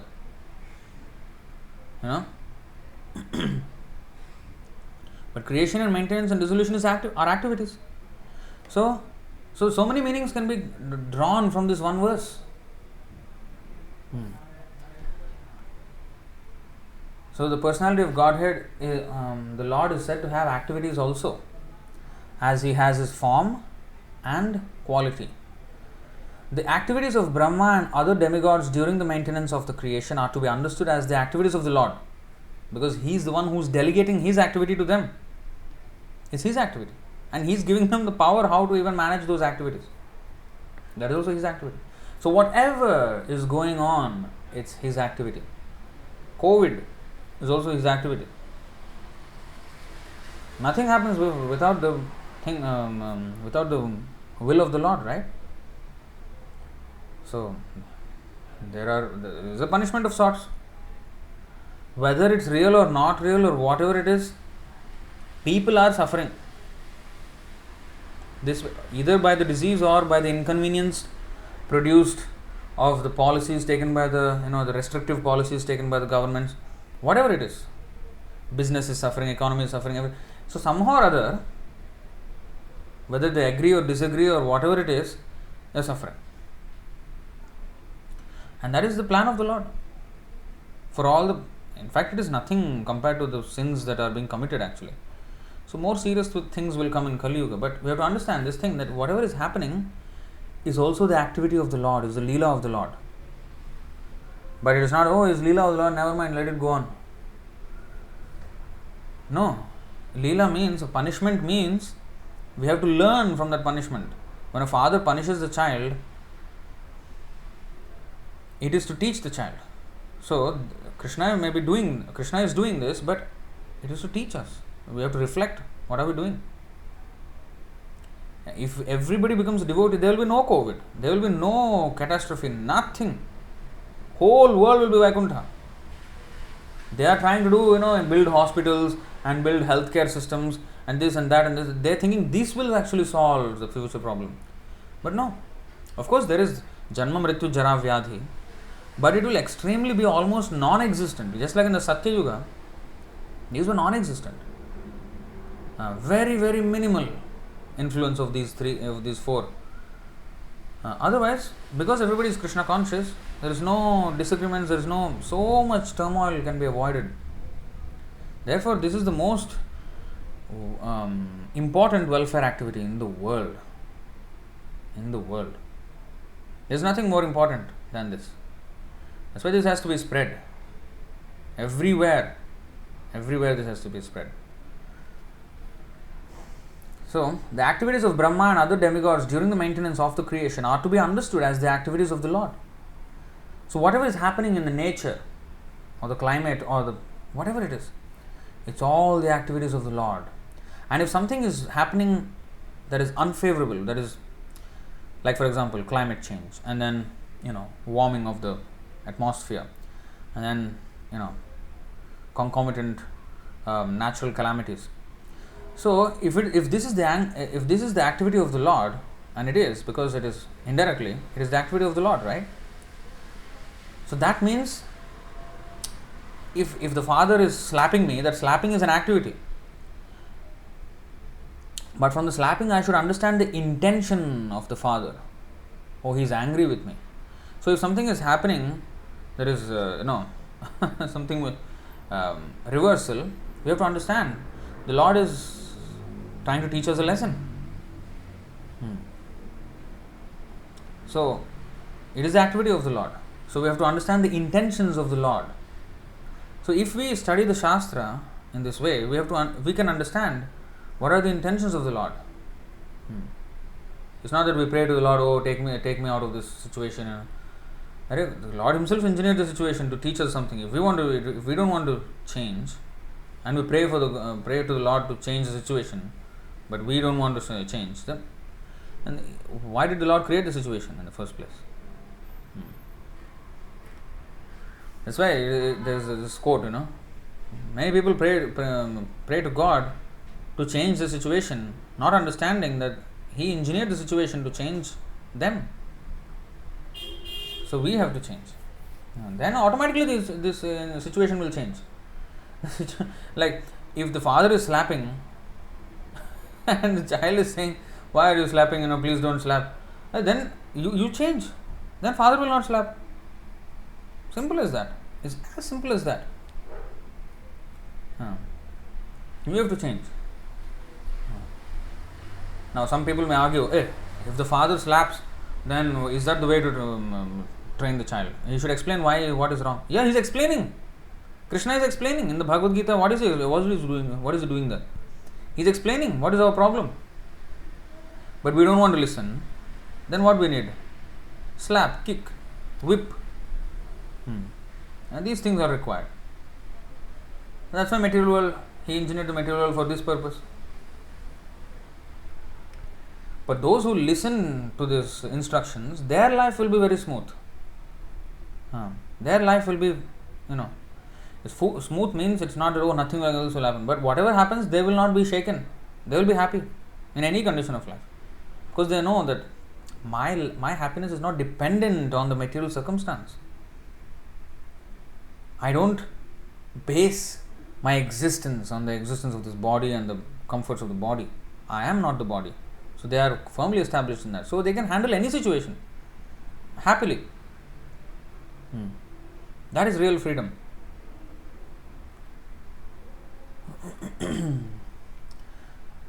The activities of Brahma and other demigods during the maintenance of the creation are to be understood as the activities of the Lord. The king or the head executive of a state may not be seen in the government offices, for he may be engaged in royal comforts. Yet, it should be understood that everything is being done under his direction and everything is at his command. The personality of Godhead is never formless. In the material world, he may not be visible in his personal form to the less intelligent class of men, and therefore he may sometimes be called formless. But actually, he is always in his eternal form in his Vaikuntha planets as well as in other planets of the universes as different incarnations. The example of the sun is very appropriate in this connection. The sun in the night may not be visible to the eyes of men in the darkness, but the sun is visible wherever it has risen. That the sun is not visible to the eyes of the inhabitants of a particular part of the earth does not mean that the sun has no form. It's because the eye cannot see, it does not mean something does not have form. For a blind man, he cannot see his father, but if he says that, the father does not have a form, that is his foolishness. He only cannot see the father's form. He cannot see his own form. We are blind like that.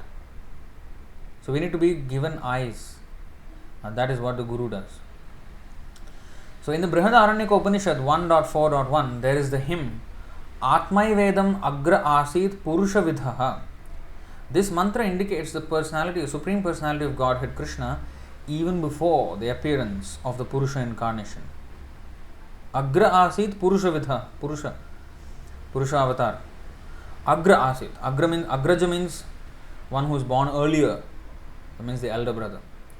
Anuja means one who is born later, younger brother. So, Agra Asit Purusha Vidhaha. He is existing before the Purusha avatars also. Of course, it is not that Purusha avatars came at a certain point in time. The Purusha avatar, Mahavishnu, has been existing eternally also. Eternally this creation and annihilation has been going on forever. But then how can there be Agra? That means he is the source of his existence also. Just like Deeparchireva hi dashantaramabhyupetya Deepayate vivrita hetu samana dharma Yastadrigeva hi cha vishnutaya vibhati Govindamadi purusham tamaham bhajami. So Govinda and the other Kala Vishesha, all these Amsha and Kala, all of them, all the plenary expansions and expansions of plenary expansions, all of them are always existing, but one is the cause of another. Krishna is the cause of all of them also. But all of them have the same power and all of them actually are eternal. But still he is the source of expansion of them. So here it is difficult for us to understand this because everything is separated with time, and we are fixed with our understanding that time separates, and therefore there is cause and effect, which is like separated with time. Cause happens first, cause is existing first, and effect happens later, just like the child happens after the existence of the father. Right? So that's our understanding. But Krishna, he says, I am the father, but it's not that we were created at a certain point in time. Never. We're always there. Then how come he is the father? How he existed before me? He's father in the sense that he is the source of our... Source means not again. Again, in this material world, the word source means like the manufacturer. He has created, but the shop owner, he did not receive the product yet. So the source of this product which has reached me now is the manufacturer. So there has been a time lapse between the source and the destination. The journey, there is a time lapse of that. But in the field of spirit, there is no lapse of time. There is no existence of time. What is that? Nimeshardhakyo vapi yatrapi na samayah. Nimesha ardha. Brahma Samhita, if you remember. So, although it is not separated with time, still there is a source. Because he maintains. He maintains. Father maintains everyone, the children. So, likewise he maintains. You see this. Nimeshardhakyo va vrajati nahi yatrapi samayah. Nimesha means one moment. Ardha means half a moment. Akhyo means known by the name. Va vrajati. Vrajati means to go. That means half a moment also does not pass in the spiritual world. Vrajati nahi yatrapi samayah. Even half a moment does not pass. That means there is no lapse of time.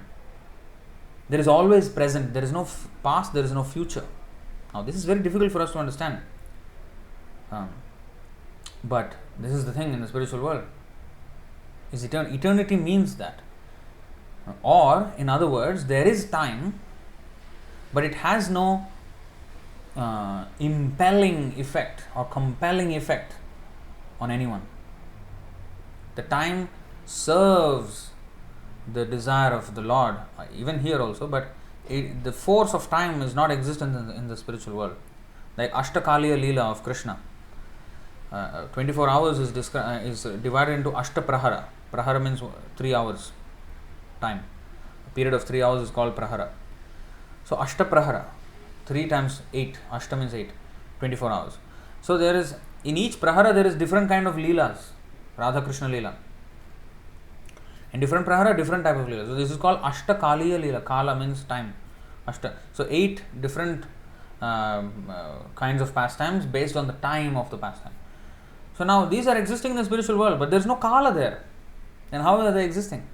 So there it exists completely according to the will of Govinda. The night can happen as long as as he wants, and the day can. In fact, even in the material world, when he danced Ras Leela, which is in the night Prahara, I think they dance for 2 Praharas or something like this. Night of night is Chatur Prahara. They dance for almost 12 hours, and they actually danced for one night of Brahma. One night of Brahma, which is 4.32 billion years, was condensed in one earthly night. So the time is very different in the spiritual world. It doesn't have this forceful factor that is there in the material world.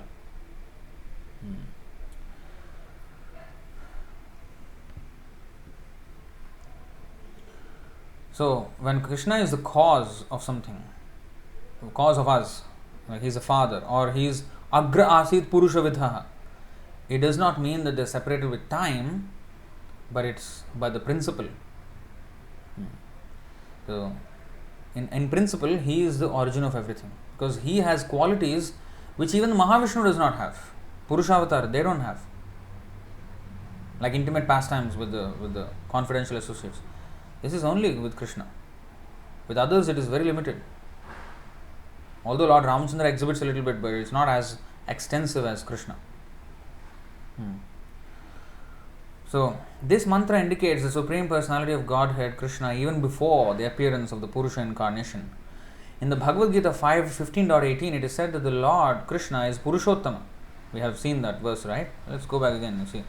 Yasmat ksharamati toham aksharadapi chottamaha atosmi loke vedecha pratitaha purushottamaha.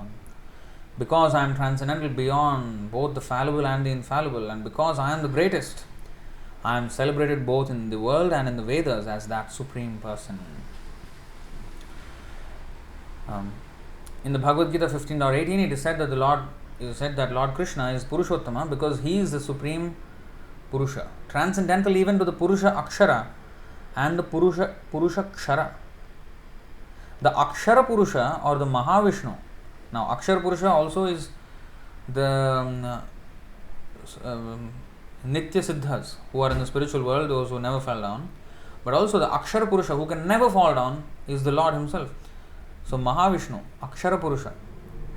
So the other meaning of Akshara and Kshara is this also. Akshara means Mahavishnu also. The Akshara Purusha or Mahavishnu throws his glance over Prakriti or material nature, but the Purushottama existed even before that. The Brihadaranyaka Upanishad therefore confirms the statement of the Bhagavad Gita that Lord Krishna is the Supreme Person, Purushottama. In some of the Vedas, it is also said that in the beginning only the impersonal Brahman existed. Now, because all kinds of arguments are being answered in this purport, so the impersonalists will use this verse and they will quote some references from the Vedas like this. I think Jyotir, there is verses like this, that the impersonal Brahman, the light, existed first. So in some of the Vedas, it is also said that in the beginning only the impersonal Brahman existed. Now, answering that argument of the impersonalists, it is said, however, according to this verse, the impersonal Brahman, which is the glowing effulgence of the body of the Supreme Lord, may be called the immediate cause. Yes, first there was a light and then there was this world and everything. Brahman was there. But the Brahman was there because the Brahmano hi pratisthaham. Krishna says, I am the source of that impersonal Brahman in the Bhagavad Gita 14.27. So, he is the source of even the light. Now, for example, sun and its light. Actually, that is a good example. The sun and the light. The light is as eternal as the sun, but still the sun is the source of the light. By this example, we can understand how the Lord and we are all eternals, but still he is the source of us. As soon as the sun started to have light, the light was there, since the existence of the sun. But still, sun is the source. Now, even now, there is a light of the sun, and the sun is also there, both existing. But still, the sun is the source of the light that we experience, and the heat. But all of them exist simultaneously. So, like that, Krishna is the source of everything. Although we and Krishna and even Mahavishnu all are simultaneously existing. So, but the cause of all causes. Okay, however, according to this verse, the impersonal Brahman, which is the glowing effulgence of the body of the Supreme Lord, may be called the immediate cause, but the cause of all causes, or the remote cause, is the Supreme Personality of Godhead. The Lord's impersonal feature is existent in the material world because by material senses or material eyes, the Lord cannot be seen or perceived. One has to spiritualize the senses before one can expect to see or perceive the Supreme Lord. But he is always engaged in his personal capacity. He means with a capital H, the Lord. But the Lord is always engaged in his personal capacity, and he is eternally visible to the inhabitants of Vaikuntha Loka, eye to eye. And not only inhabitants of Vaikuntha Loka, but even in this world, those who are liberated, Jivan Mukta, those who are devotees, even here he is visible to them. Their position in the material world does not inhibit their vision of the Lord.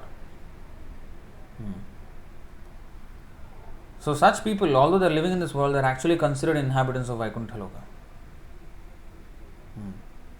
Now the word the Jiva Goswami, although it is the name of Jiva Goswami, the word Jiva Goswami means, Jiva means the living entity in this material world, and Goswami means who is controller of, master of senses.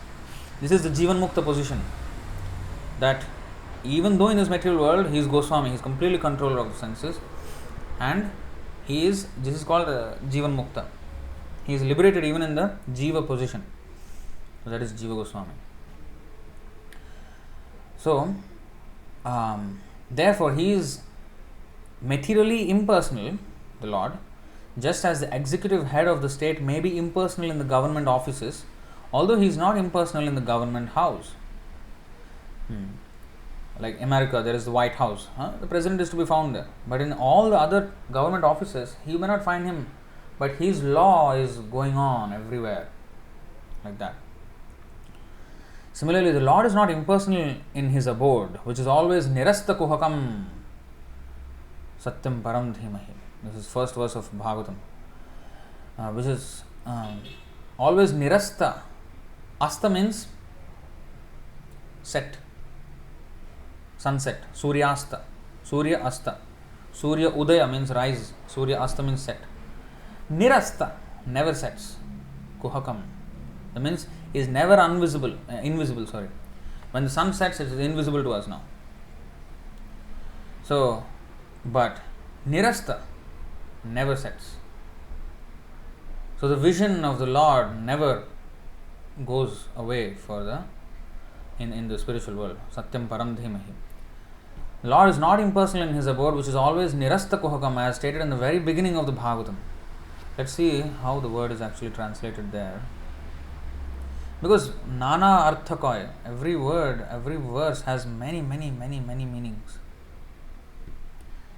Nirasta kuhakam, you can see in the last line here. This is the word. Satyam param dhimahi. So nirasta, negation by absence. Kuhakam, illusion.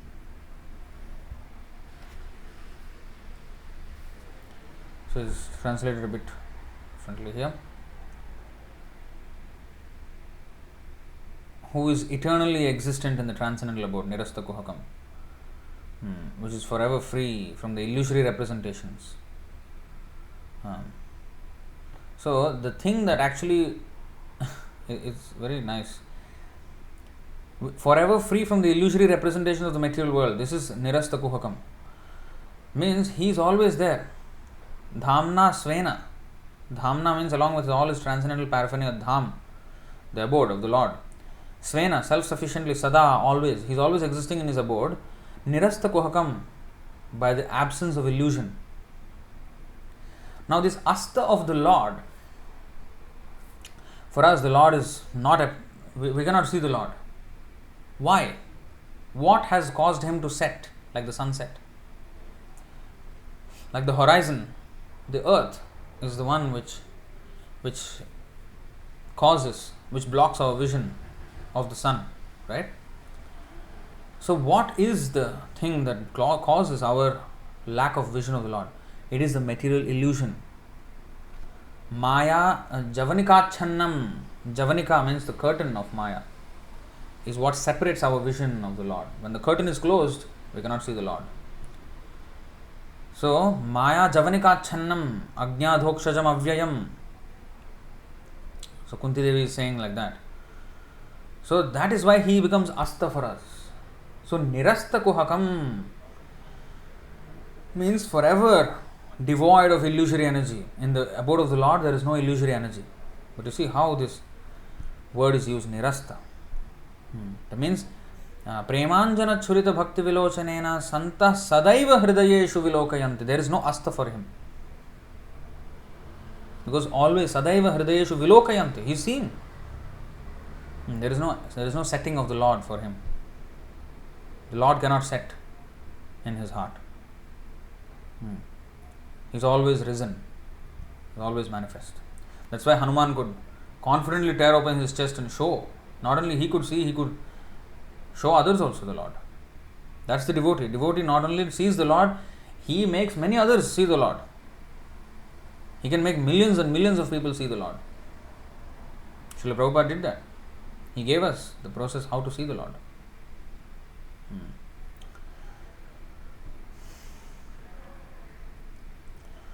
Similarly, the Lord is not impersonal in His abode, which is always nirasta kuhakam, as stated in the very beginning of the Bhagavatam. Therefore, both the impersonal and personal features of the Lord are acceptable as mentioned in the revealed scriptures. So, both are, yes, there. We are not negating, oh, impersonal is false. No. Impersonal understanding is also true. But it is not the ultimate understanding. So, the Vaishnavas, they don't negate the impersonal feature of the Lord. It is there. But the source of that impersonal feature is the personal feature. That the impersonalists do not know. They think the impersonal feature is the supreme. If there is a light, there must be a source of the light, right? If there is sunlight, that means there is a sun. If I say only sunlight exists and there is no sun, that is stupidity. How does the light exist without the sun? These impersonalists are like that.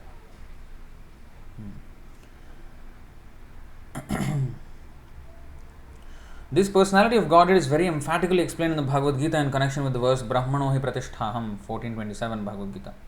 Therefore, in all ways, the confidential part of spiritual knowledge is realization of the personality of Godhead, not the impersonal feature, and not his impersonal Brahman feature. One should therefore have his ultimate aim of realization not in the impersonal feature, but in the personal feature of the Absolute Truth. The example of the sky within the pot and the sky outside the pot may be helpful to the student for his realization of the all-pervading quality of the cosmic consciousness of the Absolute Truth.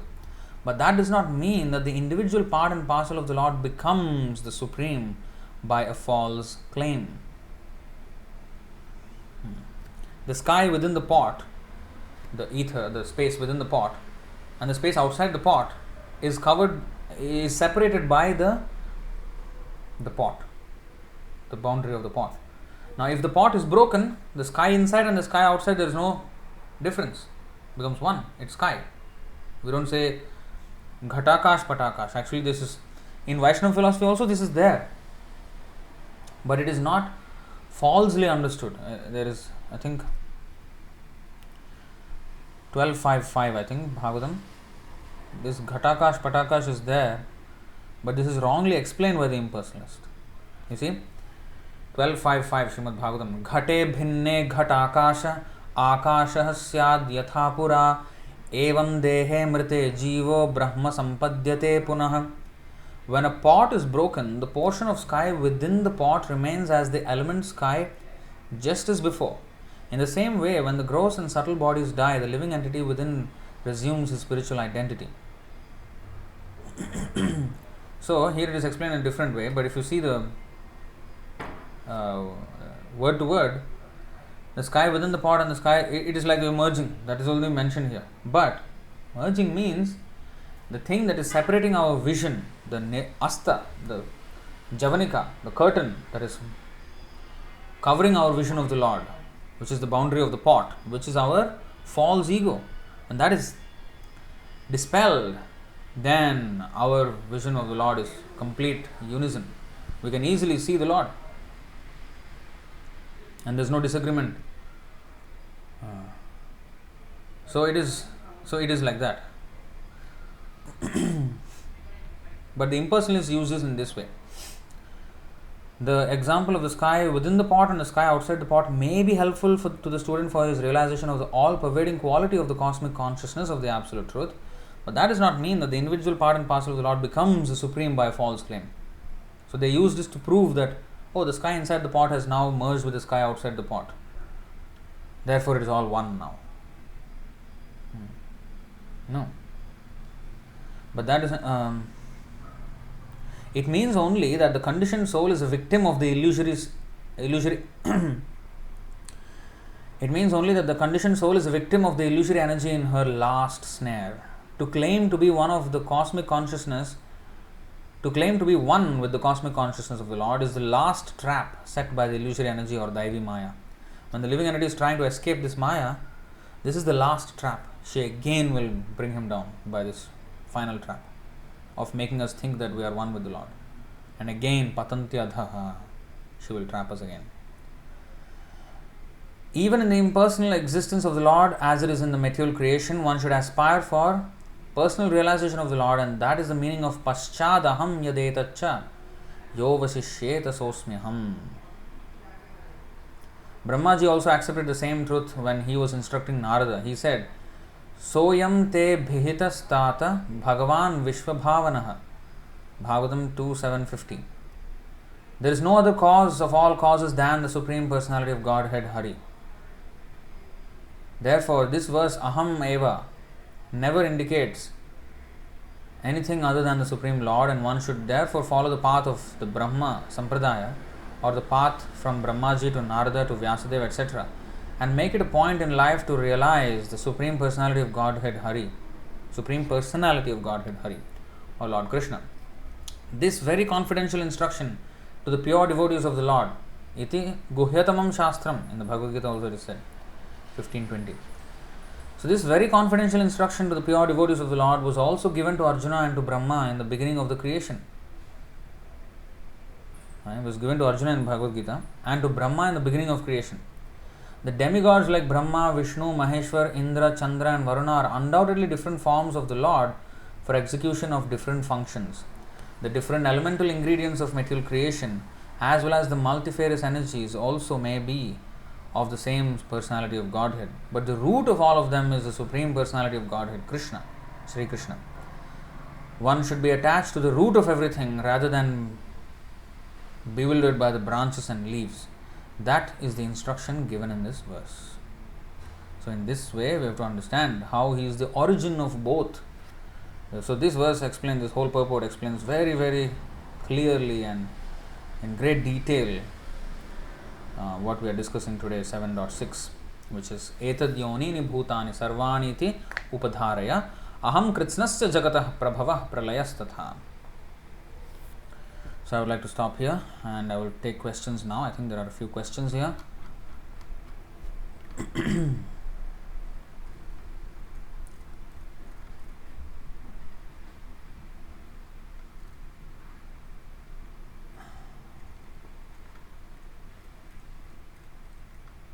Rajikishore Prabhu is saying, I do not know if you remember, we used to engage in discussion of this exact point in our childhood without any mature understanding of what we were saying, that ultimately God, we didn't know Krishna, the Supreme Personality of Godhead at that point in our lives, was the source of everything.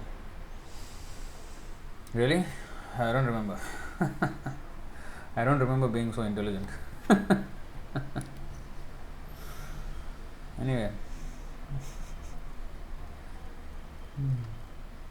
Priyanka Sharma. Hare Krishna Prabhu, what to say those people who say Brahma, Vishnu, Shiva all are same? How to counter them who say in some universes Shiva is supreme, in some Vishnu and some Brahma? I know few verses in Bhagavad Gita, so I quote. Then they say Bhagavad Gita and Srimad Bhagavatam are Vaishnava literatures. I feel your need there, Prabhu, to reply them and shut their mouths. I was watching a lecture where you were saying this democracy, demon crazy, gave everyone right of equality and speech, but only devotees should speak only in public. So I felt that there in front of my Chandala friends. So there are two verses. You can show them. So there is one which is, let's take the CC one first because I remember exactly where it is. This is from the Padma Puran. Now you may say it is Vaishnava scripture or whatever. No other scripture is mentioned as Amalam Puranam except for the Vaishnava scriptures. Oh, Krishna.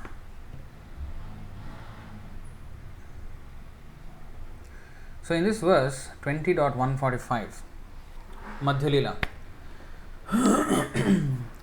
Vyamohaya characharasya jagatas te te purāṇāgamas tam tameva hi devatam paramikam jalpantu kalpavadhi siddhante punareka eva bhagavan vishnu samastagama Vyapareshu vivechana vyatikaram niteshu nischiyate. There are many types of Vedic literatures and supplementary Puranas. In each of them, there are particular demigods who are spoken of as the chief demigods. This is just to create an illusion for moving and non-moving living entities. Let them perpetually engage in such imaginations. However, when one analytically studies all these Vedic literatures collectively, he comes to the conclusion that Lord Vishnu is the one and only Supreme Personality of Godhead. This is a verse from the Padma Purana. If you read all the scriptures together, you will understand that only Krishna is the Supreme Personality. If you take out one Puran and here Puran, then that particular demigod is glorified. But if you see all together, then we will understand that Krishna is the Supreme. So this is one verse. The other verse is in 2.936 purport, which is one of the Chatushloki Bhagavatam again. The last verse on the Chatushloki Bhagavatam, which has many verses quoted in the purport. It's so long, the purport. There is one verse there, Alodya. Okay, let's just search Alodya, it's easy to. Alodya Sarvashastrani. So it's easy to see the highlighted part.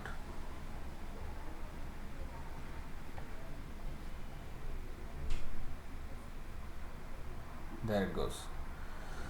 See, Srila Jiva Goswami also quotes another common passage which is found in 3 Puranas. That was from Padma Puran. It's 3 Puranas. Padma Puran, Skanda Puran and Linga Puran. It runs as follows.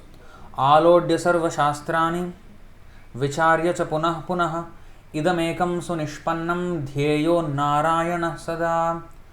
By scrutinizingly reviewing all the revealed scriptures and judging them again and again, it is now concluded that Lord Narayana is the supreme absolute truth and thus he alone should be worshipped. Again, same point. If you read all of them together again and again, this will be the conclusion. Brahma, there is another 2.234 Srimad Bhagavatam. If you read the Sanskrit, it can be interpreted in an impersonal way, but Vaishnava Acharyas, of course, they explain in the proper way. Bhagavan Brahma Kartsanyena Triran Vikshyam Manishaya Tadadhyavasyat Kutastho Ratira Bhavet. Here Atman or Atmani is mentioned as the Supreme Personality of Godhead, because if you see the one before, if you see this verse before, 2.233, Nahyatonyah Shivah Pantha Vishatah Samsrita Viha Vasudeve Bhagavati Bhakti Yogo Yato Bhavet. For those who are wandering in the material universe, there is no more auspicious means of deliverance than what is aimed at in the direct devotional service of Lord Krishna. Vasudeva. The word is clearly mentioned here, Vasudeva. So that's why the word Atman here, Kutastho Ratiratman Yato Bhave. So this life, Atma means the soul of everything, the soul of the universe. So the soul of not only the one universe, for the whole existence. So the impersonal used to say Atman, oh, Atma, I. But previous verse is saying Vasudeva. Here suddenly Atma. It doesn't match up. So this is the real Vaishnava understanding. What is that? 2.234. The great personality Brahma, with great attention and concentration of the mind, studied the Vedas 3 times. With how many brains? 4 brains. 3 times. And with his intelligence, he created the whole universe. Elon Musk is celebrating because he could make a rocket come back to Earth. One small invention he's celebrating so much. It requires intelligence, yes, we don't deny. What kind of intelligence Brahma has to create the entire universe with all different planetary systems, atmospheres, living entities, bodies, all these things, what kind of intelligence he has? With that intelligence, with 4 heads, 4 brains, he studied with great attention and concentration of the mind, studied the Vedas 3 times. And after scrutinizingly examining them, he ascertained that attraction for the Supreme Personality of Godhead, Sri Krishna, is the highest perfection of religion. Now, there are many people who argue here this way, that way, this way, that way.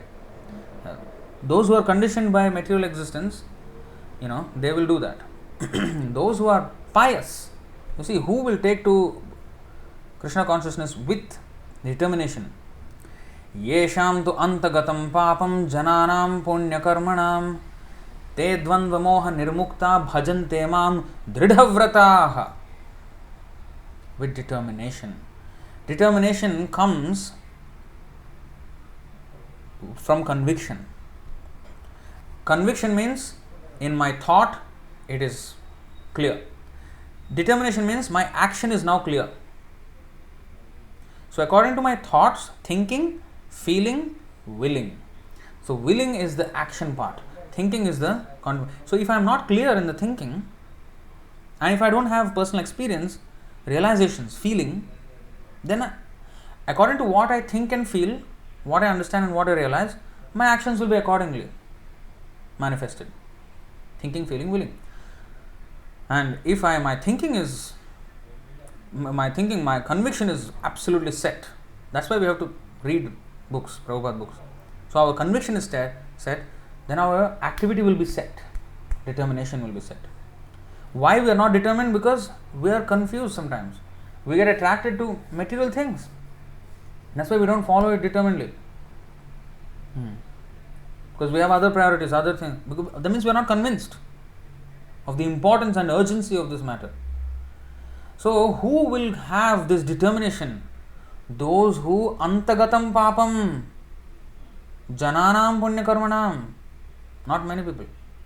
Persons who have acted piously in previous lives and in this life, and whose sinful actions are completely eradicated, are freed from the dualities of delusion, and they engage themselves in my service with determination. And now you may say, oh, but Prabhupada went to America, they were all very sinful, how come they came up with determination? Of course, many of them fell away as well. Even if we are completely sinful, and we don't have this piety. Shrinvata swakathaha Krishna punya shravana kirtanaha. Punya. That shravanam itself will cause the punya. That's why shravanam is usually Prabhupada translated as hearing. In the beginning I was thinking, why not listening? Listen. I can hear, but if I am not listening, means to pay attention to what I am hearing. Hearing means, yeah, I am hearing also some sound in the other room, some noise on the road. I am hearing, but I am not paying attention there. So why Shravanam is mentioned as hearing? That actually I was thinking it will encourage inattentive hearing. Shravanam, hearing. Why didn't Prabhupada say listening? Trying to be smart, no? Trying to be smarter than Guru. This is a problem, in the condition. So as years went by, it's punya. And Prabhupada mentioned in the lectures also. Even if you don't understand, in letters also he mentioned this a few times. So even if you don't understand, if you just hear the vibration even of the shloka, of the explanation, that itself is creating piety.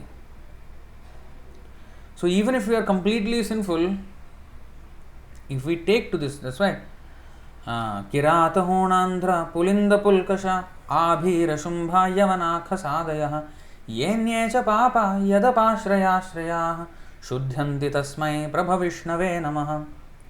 So, the worst sinners can be elevated by knowledge. And that's exactly what is mentioned in the Bhagavad Gita of chapter 4, text 36. Api chedasi papebhyah sarvebhyah papakrit tamaha. Papakrit tamaha means the worst sinner. Papakrit means Krit means activity, krita. Karta means actor, the person who is acting.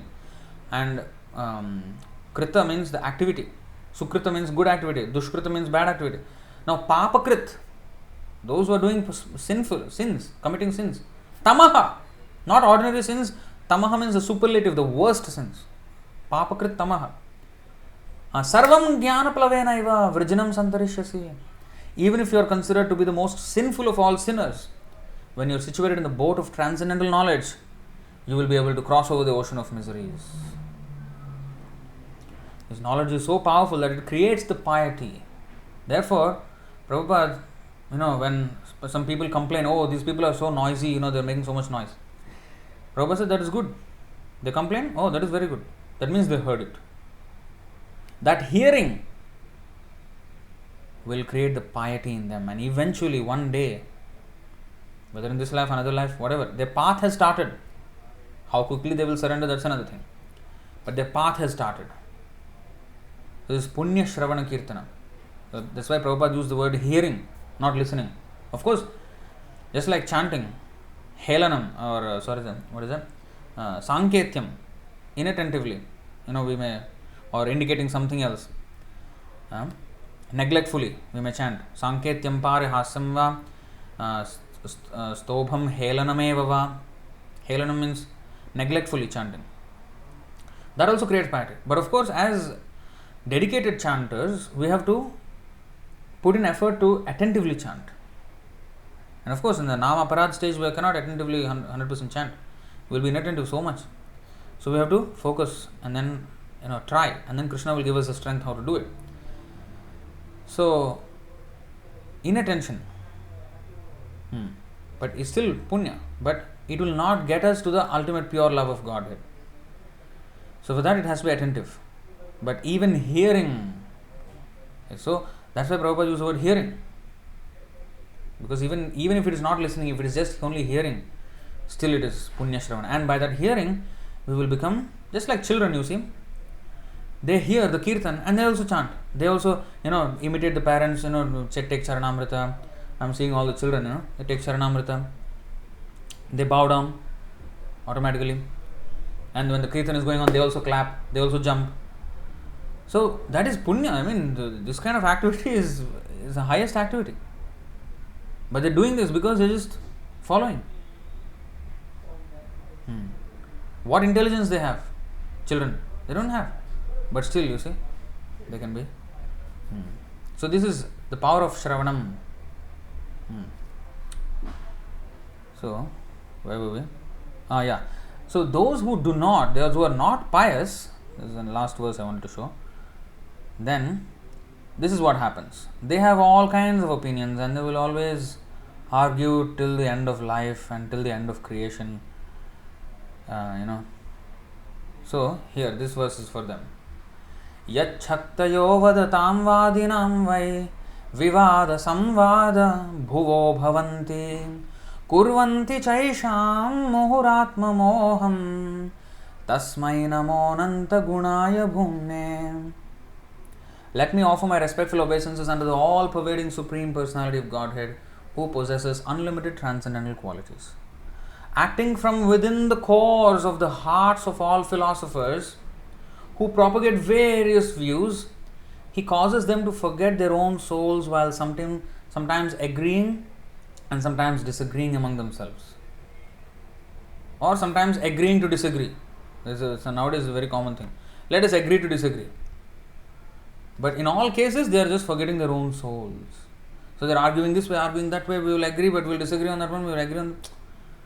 Thus, he creates within this material world a situation in which they are unable to come to a conclusion. I offer my obeisances unto him. Why they are not being able to do so? Come to conclusion? He is acting from within, according to their surrender. And then, you see how they vivada, samvada. Samvada means conversation, vivada means debates. You see, vivada, samvada. Vivada means debating argument, debating conversation. Samvada means agreeing conversation, like Ramananda Samvad, it is called. Chaitanya Mahaprabhu and Ramananda Rai were talking, Ramananda Samvad. Even Bhagavad Gita, Krishna Arjuna Samvad. In fact, I don't know if that word is exactly used. I think the last chapter, let's see, Shloka 71 or something.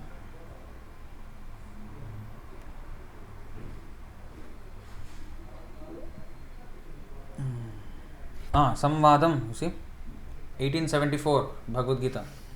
Sanjaya Uvacha Ityaham Vasudevasya Parthasya cha Mahatmanah Samvadam Imam Ashrausham Adbhutam Romaharshanam. You see, Sanjaya said, thus have I heard the conversation of two great souls, Krishna and Arjuna. This is a conversation. whereas a debate is a vivada, samvada. So, and so wonderful is is that message that my hair is standing on end. Ashrausham adbhutam romaharshanam. So that kind of conversation they had. So this is samvada. So samvada vivada, people are agreeing, disagreeing. Vivada samvada bhuvo bhavanti. But atma moham kurvanti chaisham muhuratma moham. Muhur means again continuously they are just bewildered. So they will argue this way, that way. But those who are pious, when you show the evidence, they will accept. So there has to be the quality of evidence. Now if they are claiming something and I am claiming something, you have to prove. Now they may prove from whatever. Now we have to prove this is the quality of evidence, and whoever has a superior quality of evidence, he wins the argument. So we have to present the superior quality of evidence, the Shastra. And these shlokas which I have shown, CC 20.145, 2936 purport, which is Alodya Sarva Shastrani, quoted from Padma Puran, Skanda Puran and Linga Puran. These two verses are very important. And the 2.234 of Brahma, that is very important. This is all from the Srimad Bhagavatam. Brahma himself is speaking. So, and even, Shiva himself, let's take Shiva. Of course, there is a famous verse, Aradhananam Sarvesham Vishnur Aradhanam Param. That is there.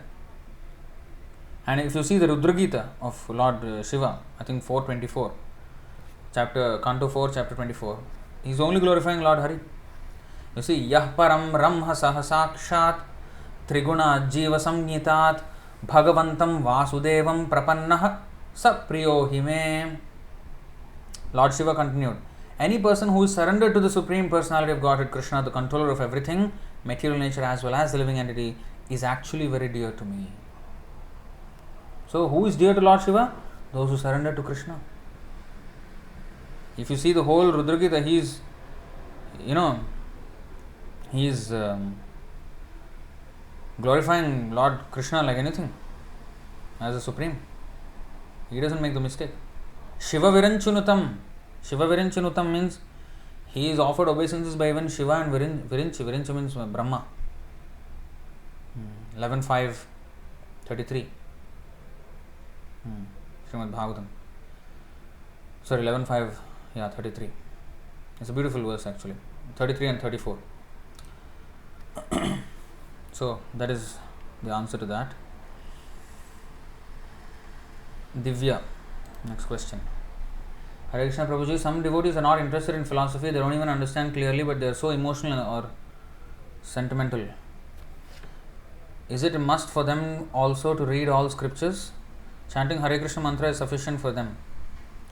If this is sufficient for them, then how the other devotees who put all efforts in knowing Krishna by reading all books and understand the philosophy different from those emotional devotees who even shed tears when they chant? I just want to know the difference between knowledge and feeling. So, ultimately, the knowledge will lead to feeling. But if somebody is already on the feeling stage, then he has surpassed the knowledge stage. For example, Gaur Kishore Das Babaji is a Mahabhagavat. Externally, he may not be a scholar. He does not know how to, he is illiterate even. But the feeling he had, Bhaktisiddhanta Saraswati Thakur, a great scholar, surrendered to him. And when one has such feeling, such devotion, he automatically has knowledge. It's not that the person who has feeling does not have knowledge. For example, that verse is there, of course. Vasudeve Bhagavati Bhakti Yoga Prayojitaham Janayatyashu Vairagyam Jnanam Chayadahaitukam. 127 Srimad Bhagavatam. By rendering devotional service under the personality of Godhead, Shri Krishna, one immediately acquires causeless knowledge and detachment from the world. So, if one has devotion to the Lord, automatically Vairagya Vidya Nija Bhakti Yoga. If there is bhakti, what is that? Tesham satatayuktanam bhajatam pritipurvakam. Pritipurvakam means with full feeling. Priti, affection. So, Tesham satatayuktanam bhajatam pritipurvakam dadami buddhiyogam tam yena mamupayantite. He, Krishna gives him all the enlightenment from within. So, a person who has feeling, he is not devoid of knowledge. He is full of knowledge. Now, Rupa Goswami, in the spiritual world, he is actually Rupa Manjari. Manjaris are a class of gopis who are younger, like around 12 years of age, at that age. So the Priyanarma Sakhis, they are like 16 years, like prime of their youth, in that full-blown youthfulness. And the Manjaris are just prior to that. So they are younger girls. So Rupa Goswami in the spiritual world is Rupa Manjari. So among the gopis now and their assistants, so these Manjaris assist the principal gopis. Now in that Madhurya Rasa, now the gopis do not discuss Bhagavatam, do not discuss the Shastra and all that. Right? But they are not devoid of that knowledge. What they speak is the quintessential instruction of all Shastras. Whatever Radharani speaks in her madness, the Bhramara Gita, for example, contains the topmost zenith of philosophical conclusions. What Chaitanya Mahaprabhu spoke in his madness of love for Krishna is the topmost zenith of philosophical conclusions. And what Ramananda spoke in his madness was the topmost zenith of philosophical conclusions. And when such personalities descend to this world, like Rupa Goswami, you see, he is a Manjari. In the spiritual world, he has no business studying Shastras or debating with somebody or writing books and nothing. He is serving the gopis. When he came to this material world, when he is empowered to write the books, when he was instructed by Chaitanya Mahaprabhu, he wrote prolifically. How much literature he has written, how much Jiva Goswami has written. So it is not that they are devoid of knowledge. When it is required, they will present all knowledge. But otherwise, they are not concerned with it. They just are concerned with the love for Krishna that they have. But in order to help others, Nana Shastra Vicharanaika Nipunao Sadharma Samsthapako. So that's why they studied so much Shastra. Nana Shastra Vicharanaika Nipunao Sadharma Samsthapako. To establish religious principles. Dharma Samsthapanarthaya, Krishna's mission. They also carry forward the same mission. Dharma Samsthapanako. So, this is how the Goswamis have. So, they are not devoid of knowledge. It's not that, I am those emotional devotees. Emotional devotees means this emotion comes at a very high stage of maturity, of devotional service. Those who are, lower stages, they have to hear. Even if they are not scholars or whatever, they have to regularly hear. You see, this is explained in the Bhagavad Gita, 13th chapter, 26th verse. Anye tvevam ajanantah shruttvanyebhya upasate tepi chatitarantyeva mrityum shrutiparayanaah. You see, ajanantaha, without spiritual knowledge. Again, there are others who, although not conversant in spiritual knowledge, begin to worship the Supreme Person upon hearing about Him from others. Because of their tendency to hear from authorities, they also transcend the path of birth and death. How it is said, Mam chayo vyabhicharena bhakti yogena sevate sagunan no, not this one. 932. What is that?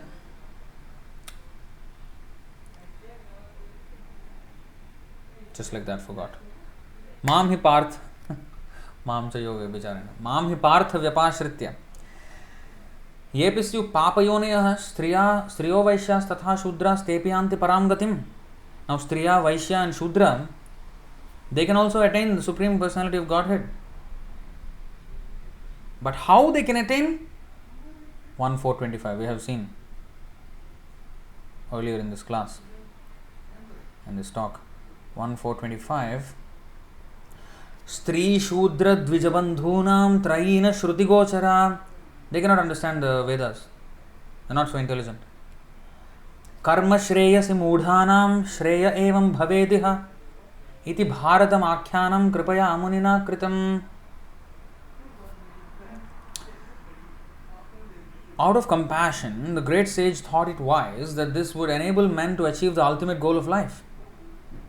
Thus, he compiled the great historical narration called the Mahabharat for women, laborers, and friends of the twice born. So, how the unintelligent people, now we may say, oh, women are unintelligent, women are unintelligent. What about the men? They are Shudras. They are also unintelligent.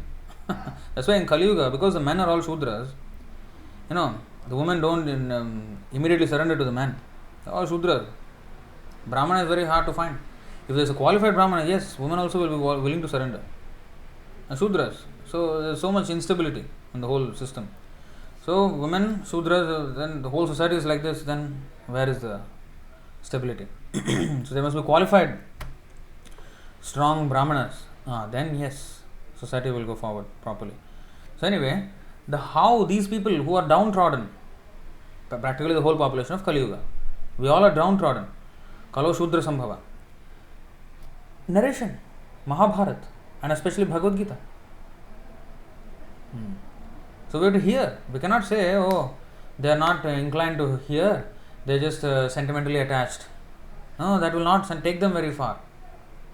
Because it will be tested. Krishna is not like, okay, I will chant, nothing will happen in life. There will be things happening in life. And I have seen many, many times devotees who don't read, who just chant, they're just passing time.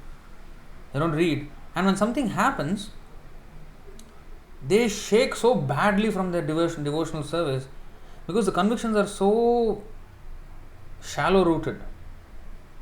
It can be easily uprooted. But the conviction must be deep rooted.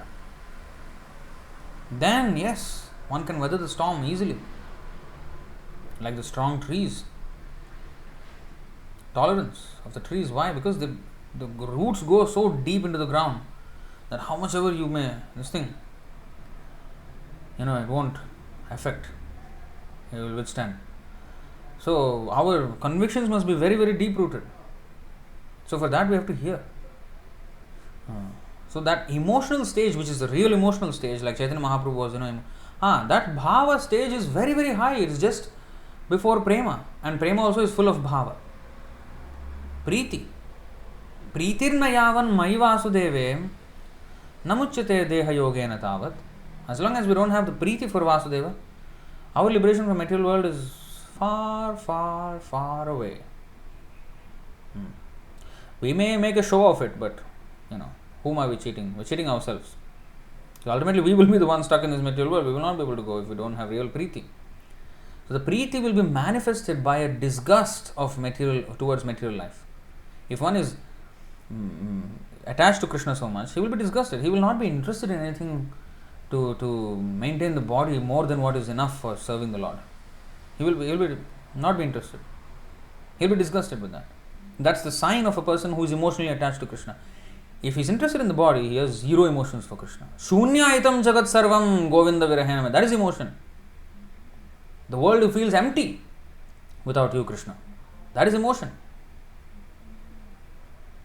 But if I am having all kinds of interests in this world, that means it's not Shunyaitam jagat sarvam. And so I don't have preeti for Vasudeva. So I will remain in this material world. So as long as we don't have complete affection for Krishna, we will remain in this material world. That is the fact. So it's just how serious we have to become. If we really want to go back to Godhead in this life, after this life, it's a tall order. We have to be really, really, really serious. Otherwise, it's not going to happen. We can just have wishful thinking that, oh, Prabhupada said we will go back to Godhead. It's not going to happen. Prabhupada said yes, but only if we follow. Prabhupada said he is capable to take us back. But if I don't hold on to the rope of bhakti, if I don't hold on to it tight, then we cannot have it. So I hope that answers the question. So Priyanka Sharma, Prabhu, then why Krishna gave these insane people a separate place, Brahma Jyoti? They should be sent to lower planetary systems so that Yamaraj would tell them who is the real owner. Actually, that's where they go eventually. Because when they go to Brahma Jyoti, and in Brahma Jyoti, what happens? See, there is possibilities in Brahma Jyoti. Now, in Brahma Jyoti, if one does not associate with devotees, then he will fall down again into the material world. But there are devotees also traveling. As we know, there are airplanes in the spiritual world, and the devotees are traveling also.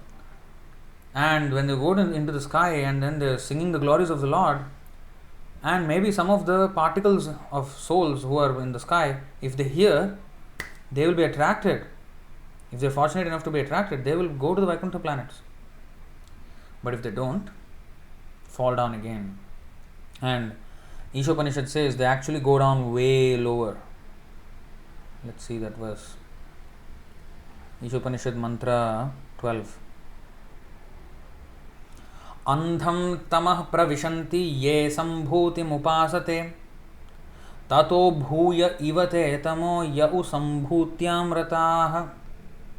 Those who are engaged in the worship of demigods enter into the darkest region of ignorance, and still more so do the worship of the worshippers of the impersonal absolute.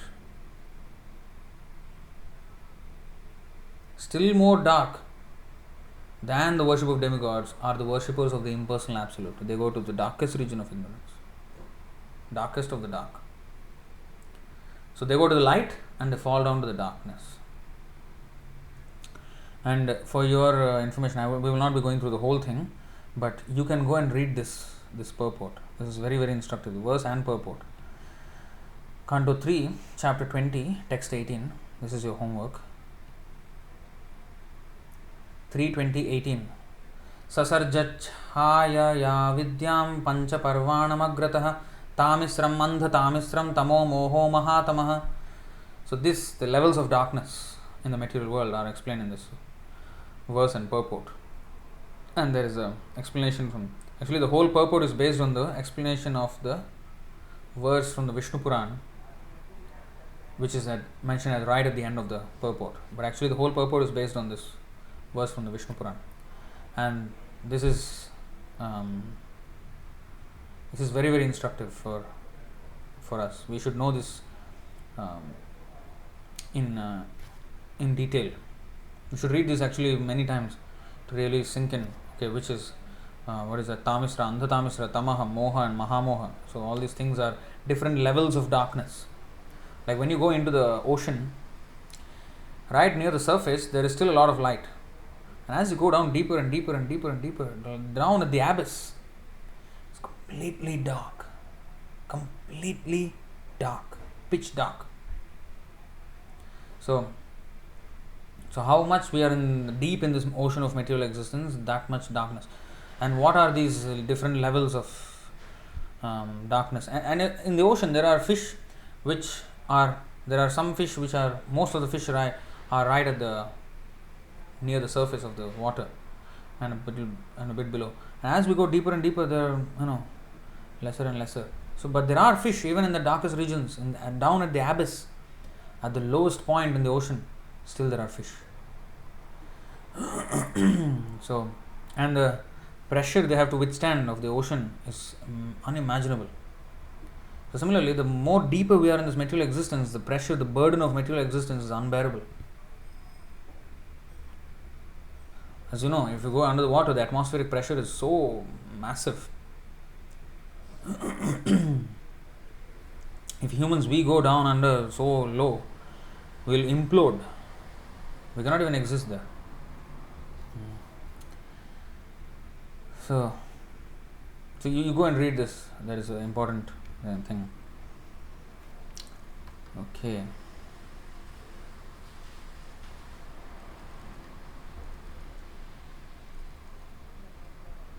Prabhuji, can I get the link where you explain in detail about the cosmic manifestation and Golok Vrindavan?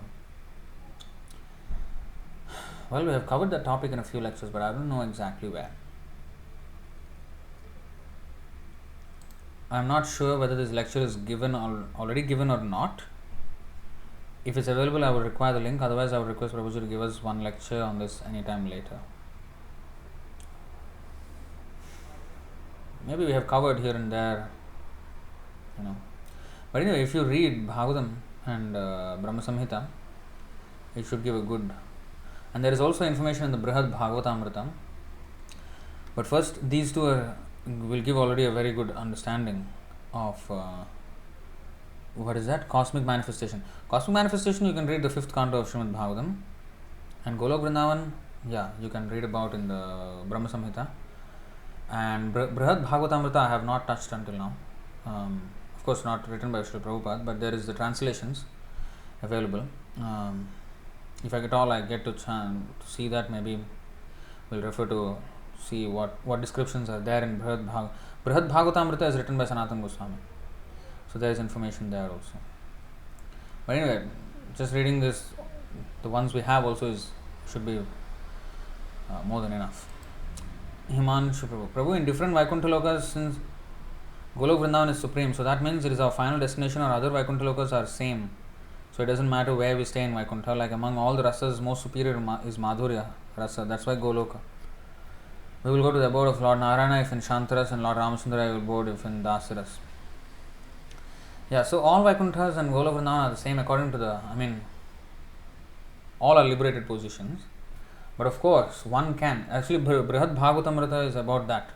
That a person can, if he wants, he can promote himself from Vaikuntha to Goloka also. And that is the story of the Brihad Bhagavatamrita actually.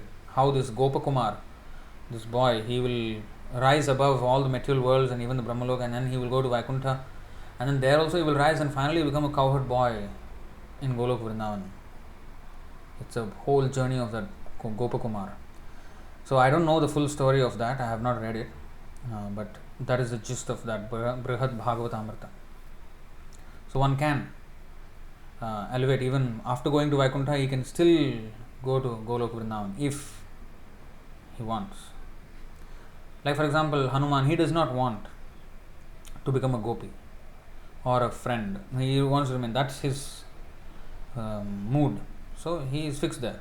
And it's not that it's something lower. It's not that Hanuman is less of a devotee than the gopis. No. The surrender is all the same.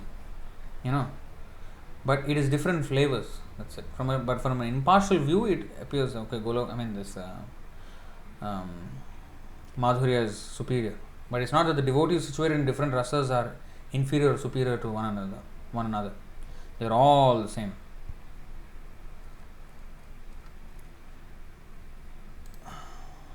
Prabhu, is Haridas Thakur beating in marketplaces is engineered by the Lord? But isn't Haridas Thakur was a pure devotee, or it's for just teaching us? Also, is Haridas Thakur felt those pains of Muslim man beating, but pure devotees doesn't feel pain as we see in the case of Prahlad Maharaj? Actually, he did not feel. He did not feel any pain, Haridas Thakur. In fact, Chaitanya Mahaprabhu was taking all the beating. Invisibly, he was taking all the beating. So Haridas Thakur, that's why he was not dying. The people who were beating him, they were saying that usually a person would die within 3 or 4 marketplaces. In our experience, that means how many times they did it. You see, in their experience, that means they already had experience of these kind of things before. Usually, in our experience, 3 or 4 marketplaces, the man is gone, died. But 22 marketplaces, and you are still chanting Hare Krishna, Hare Krishna. And I did the TikTok and the YouTube short. He was praying to the Lord. Khanda khanda hoy deho, jai jati pran, tabu ami vadanena chadi harinam. Even if my body becomes pieces and my life leaves my body, even then, tabu ami vadanena chadi harinam. Even then I will not give up the chanting. That is the determination of Haridas Thakur. And then he says, what is that? Eshab jivere Krishna koroha prasad mor drohe nahu esha bhara aparad. So he says, please Krishna, you forgive them. You see, to have that mentality, to think about the benefit of those who are offending. Sometimes in some Christian missionaries, they have this quote, bless those who curse you. And that is actually true Jesus Christ did that. He was also praying the same way, exactly like Haridas Thakur. Oh Lord, please forgive them, they do not know what they are doing. He was also doing that. He did not give up his devotion to Krishna, Jesus Christ, and he was praying mercifully for the deliverance of those who were offending him. And that is what is meant by Tarorapi Sahishnuna. A tolerance more than that of a tree means this. So the Lord engineers these situations to show the non-devotees what is the level of actual devotion. Of course, there are verses, of course, the tolerance of devotees.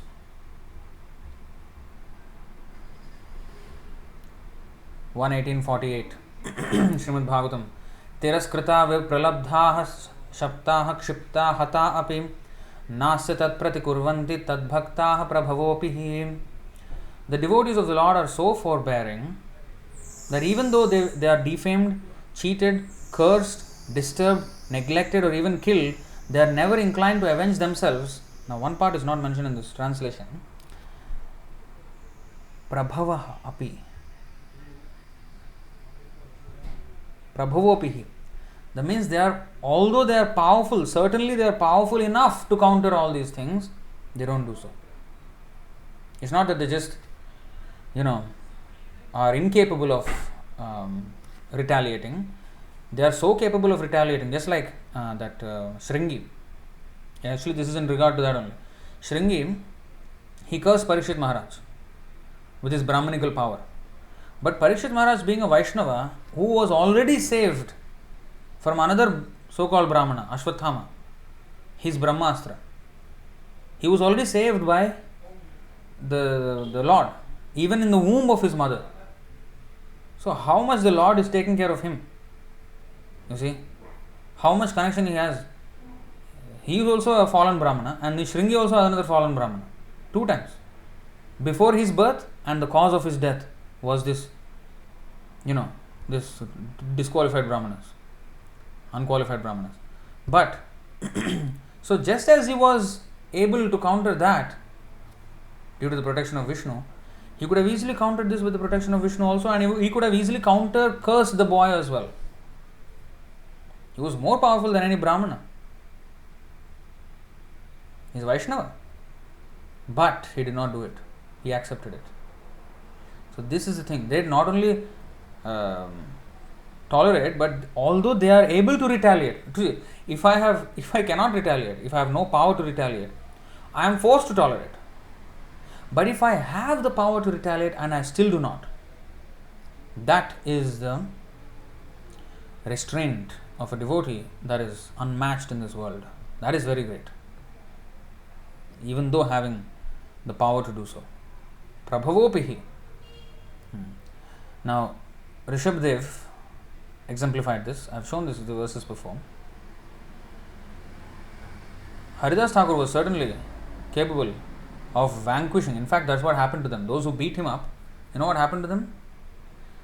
Their families, their villages, everything was the whole families were wiped out due to disease or something.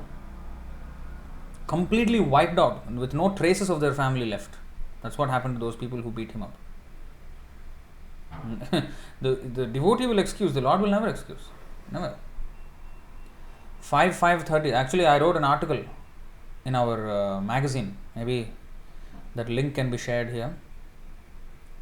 I think the sharing permissions must be turned to anyone who has the link. And then that link has to be shared here. So I wrote an article about Haridas Thakur's life. You can go and read that. That's actually from the Chaitanya Charitamrita as well. So there you can see, and Chaitanya Bhagavat, both together. You can see how they were completely destroyed. I think that detail is from the Chaitanya Bhagavat, which I included there. So they were totally destroyed. Their families were no trace of their families left. That kind of destruction happened. So it's not easy. It's not something lightweight. Oh, I will just offend. Everything will be gone. You see, 5:30. Rishabdev began to tour through cities, villages, mines, countrysides, valleys, gardens, military camps, cow pens, the homes of cowherd men, transient hotels, hills, forests, hermitages. Wherever he travelled, all bad elements surrounded him, just as flies surround the body of an elephant coming from a forest. Now, what is the power of the elephant and what is the power of the flies? Yeah, incomparable. So, but still, the elephant does not go wage war with the flies. No. The elephant is not even bothered. He was always being threatened, beaten, urinated upon, and spat upon. Sometimes people threw stones, stool, and dust at him, and sometimes people passed foul air before him. Thus, people called him many bad names and gave him a great deal of trouble. But he did not care about this, for he understood that the body is simply meant for such an end. What to speak? The own family members will put the body on fire. So that's the ultimate end of the body. So anyway, it's all their insults are meant for the body. Let it be. So he is not concerned. So he was situated on the spiritual platform, and being in his spiritual glory, he did not care for all these material insults. In other words, he completely understood that matter and spirit are separate, and he had no bodily conception. Thus, without being angry at anyone, he walked through the whole world alone.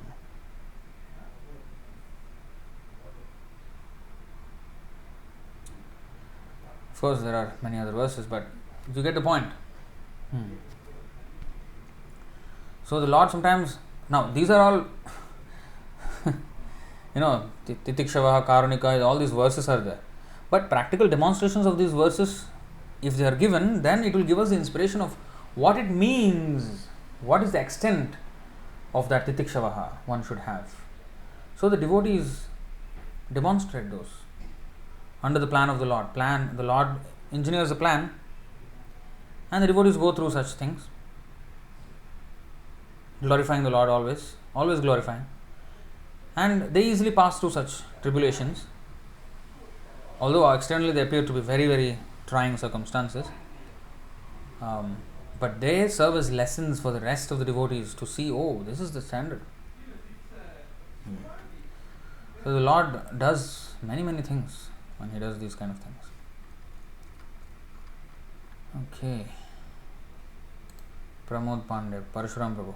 Hard to understand that Bhrigumuni, like Yogi, was ignorant of Vishnu's status. Even he was able to see Vishnu, whereas it is said that demigods like Brahma and Shiva are unable to see Vishnu in Kshir Sagar, material world. Yeah, so many people saw Krishna on the battlefield of Kurukshetra. They did not understand. He is saying we are in better understanding. Of course, Bhrigumuni also knows. This is again a pastime. He knows way better than us, of course. Who are we compared to Bhrigumuni? Bhrigumuni did that Leela just to clear the doubt for the rest of us. He was convinced, but the people in Janaloka were arguing among themselves. So he wanted to settle it once and for all. He did not have a doubt. But when he did this, then it was clear. So he wanted to end the argument. So he did this so that the whole thing can be ended. Of course, we cannot have better understanding than Bhrigumuni. If we think, just like if you think, Brahma also fell down, I did not fall. Okay, I am better than Brahma. But these are all examples for us to show. They are way more powerful. We cannot calculate them according to our position. That verse is there, no? This is also a verse. Everything is a verse. 10:33, 29 and 30. Shri Shuka Uvacha Dharma Vyatikramo Drishta Ishvaranam cha sahasam Tejiyasam nadoshaya Vahne sarva bhujo yatha.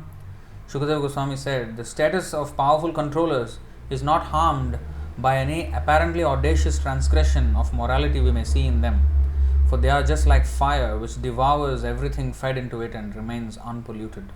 So this is the position of Bhrigumuni, who is the direct son of Brahma. Not ordinary. So this audacious transgression that Bhrigumuni did, if anybody else would do it, he would be destroyed.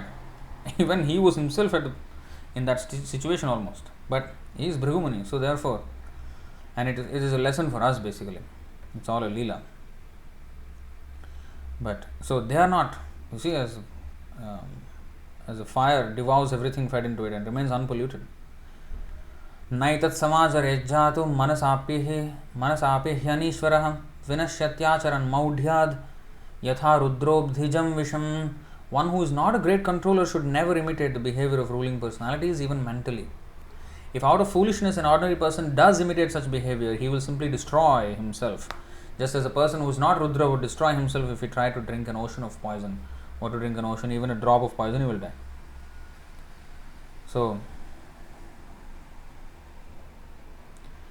Ishvaranam vachah satyam tathaivaacharitam kvachit tesham yatsva vacho yuktam buddhimam statsamācharet. The statements of the Lord's empowered servants are always true, and the acts they perform are exemplary when consistent with those statements. Therefore, one who is intelligent should carry out their instructions and not imitate them, and not even think that, oh, they are fallen, I am better. No, we can't. You see, kushalachariteena isham iha swartho na vidyate viparyayena vanartho nirahankarinam prabho. My dear Prabhu, when these great persons who are free from false ego act piously in this world, they have no selfish motives to fulfill. And even when they act in apparent contradiction to the laws of piety, they are not subject to sinful reactions.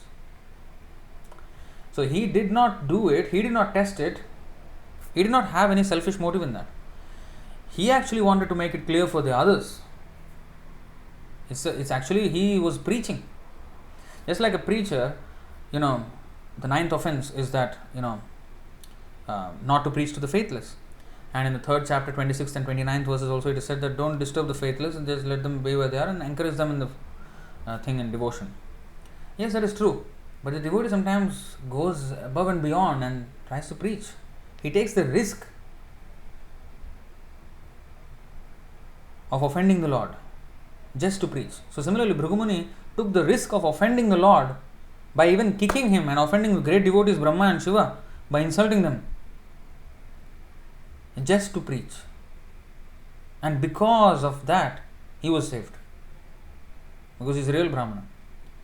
But if Hiranyakashipu tries to do the same thing with Vishnu, he did that. I mean, what happened?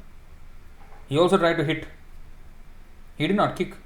He hit with a fist, whereas Bhrigu Muni kicked with his feet. Even worse.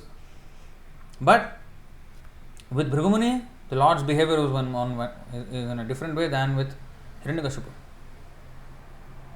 Of course, Hiranyakashipu offended Prahalad. But even Bhrigu Muni offended his Lord's devotees, Shiva and Brahma. But he did it for a different purpose. Whereas Hiranyakashipu was doing for selfish motive. So devotees take all risks to preach, to make it clear that Krishna is the Supreme Personality of Godhead. Now, when Bhaktisiddhanta Saraswati Thakur was preaching very, very vehemently, very strongly that Krishna consciousness is the only thing, and Smartha Brahmanas were not happy with him, and his life was in danger many times. He was attempted to be murdered by those people. But still he did. So, preaching, risk is involved. And especially in this Kali Yuga, Bhaktisiddhanta Saraswati Thakur says that preaching in opposition is the more effective way of preaching, because that controversy, gets it to the masses. The drama surrounding the issue will get the story spreading like wildfire, and many people will listen to the actual message. So these are things we should know, that this is a risk taken as a preacher to preach, and therefore he was protected by Lord Vishnu and even glorified.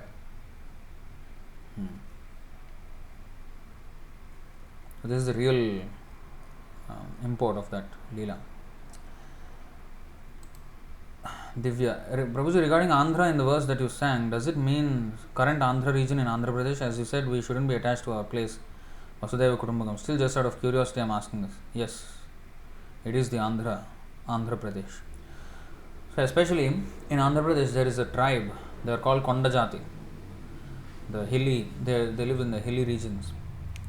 They are especially called Andhra, and from that, this name came, that Andhra Pradesh, this area of the Andhras. And Khasa is Chinese. So if you now go, even I was there in Northeast India when I was a small boy, and my father was actually working there in Meghalaya. So there used to be people who look like Chinese. In fact, Northeast India, most of them look like almost Chinese. And they had a language which was called Khasi. In fact, I think my brother will know all the numbers from 1 to 10 in Khasi language. Sa, Gini, Gitam, Bok. These are 1, 2, 3, 4. Sa, Gini, Gitam, Bok. Something like this. Sa, Gini, Gitam is correct, but the other numbers I am not. So I need to revise it once, then I will remember. Maybe my brother will be able to. I think he will remember maybe. So anyway, so the Khasi language was there. So Khasa races. So in that Khasadaya, that word is also there. So Khasa is actually that region. So yeah, Andhra is that, and Kirata is the Africans, and Pulinda is the Greeks, and Huna is the Hungary. You see, Hungary, the word Hun, H-U-N-G-A-R-Y. That Huna is actually this Huna tribe. So they are all low in their culture, less than Shudras, Chandala, Yavana, Mlechas. But they also can, and Andhras also are like that. So not all Andhras, of course, there are Brahmanas also, they are different. Especially there is an Andhra tribe. In now they call them Kondajati. I don't know where they are now. Maybe they are also mixing with the cities and everything. They have come into the cities and all. But that they are referred to as Andhra.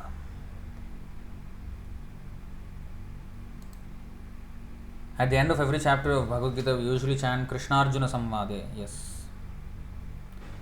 Of course, it is not there in the actual Bhagavad Gita, but it's like the conclusion of every chapter. Himanshu, thank you, Prabhu, for quoting all the verses. I am noting all the verses you said. Very informative. Very good, you are noting. Many people don't note. Please note. How will you remember? This is how you know, how you think I remember these things. Because I took notes when Prabhu was speaking. We have to take notes. And we have to revise those notes. If we don't revisit those notes, we will forget. In fact, I have the bad habit also. I don't revisit all the notes. I really should do it. So, but because I'm hearing many times, so it gets, at least some of it gets settled in the memory. Little bit. I still need a lot of things.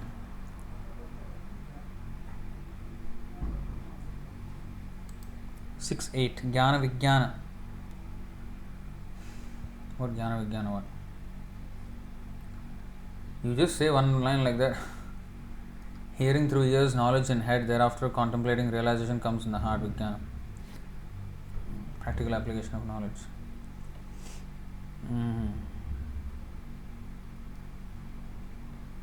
Jnana Vijnana Triptatma Kutastho Vijitendriya Yukta Ityuchate Yogi Shamaloshrashma Kanchana.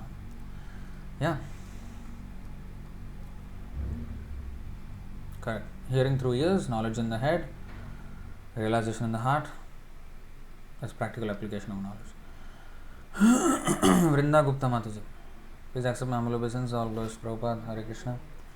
How we develop the love of chanting the holy name. Like we read that the name and Krishna himself is non-different, but how we come to realize this very fact while chanting.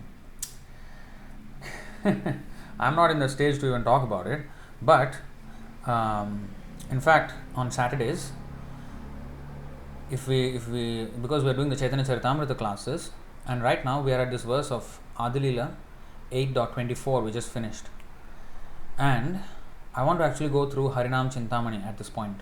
I want to take a break from Chaitanya Charitamrita on Saturdays and do Harinam Chintamani, because Harinam Chintamani is by Bhaktivinoda Thakur and he is covering these 10 offences. And what are the different stages of chanting? Excellent explanation by Bhaktivinoda Thakur there. So, of course, Srila Prabhupada covered this in every part, different parts of his books. But this is like in one place, everything is there. So, we will study the Harinam Chintamani, and that is a whole topic in itself.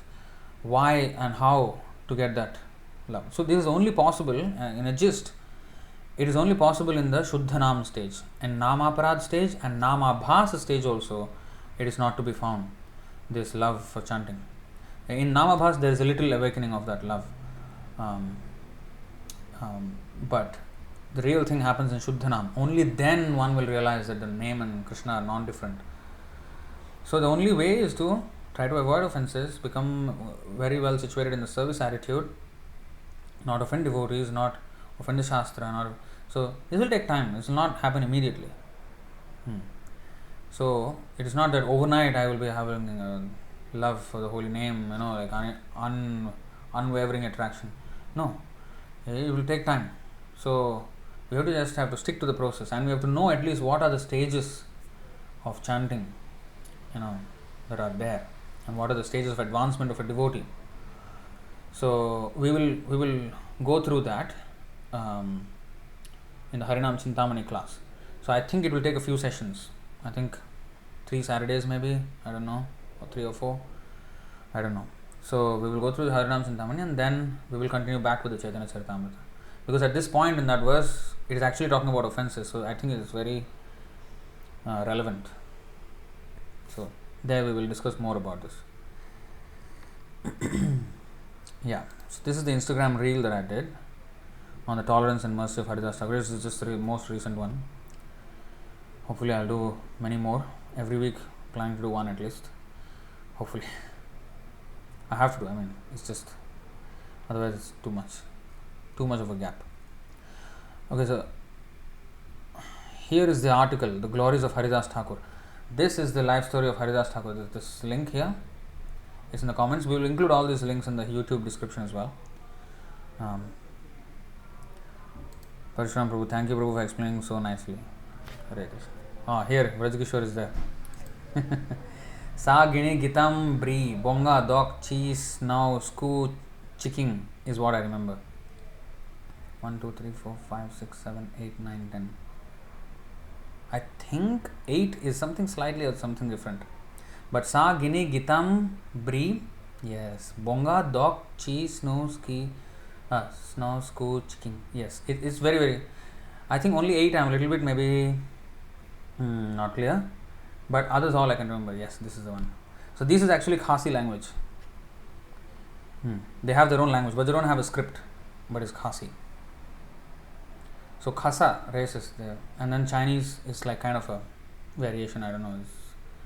It sounds totally different, but that whole region from there is all China.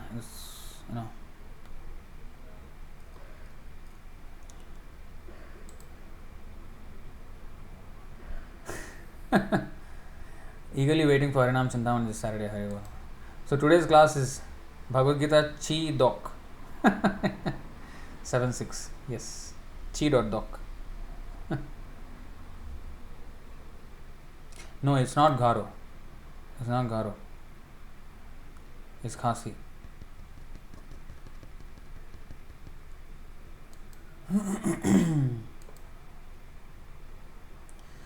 I don't know, Garo, Khasi, are very similar. But I remember father used to say Khasi. So anyway, so Vrinda Gupta Mata says, Prabhuji, can you please help for how to preach to new people who know nothing about Krishna consciousness? What you preach. Depends on every single individual, But of course, we have to know. That's why Bhagavad Gita is actually that. In the beginning, what is to be preached? First of all, you have to understand we are not the body, we are the soul. If you understand that, then you have to understand that all our attachments are, and then who we are servant of Krishna, So how much we understand, we should preach, As we preach, then Krishna will also give us more intelligence. So which part of the philosophy to speak to which person, it all depends on that person. If he comes up with an impersonalistic argument, then relevant verses have to be quoted. If it's like absolute newcomer, then help him just understand the philosophy one by one. Not the body, the soul, chanting, who is the Supreme Personality of Godhead, and all that.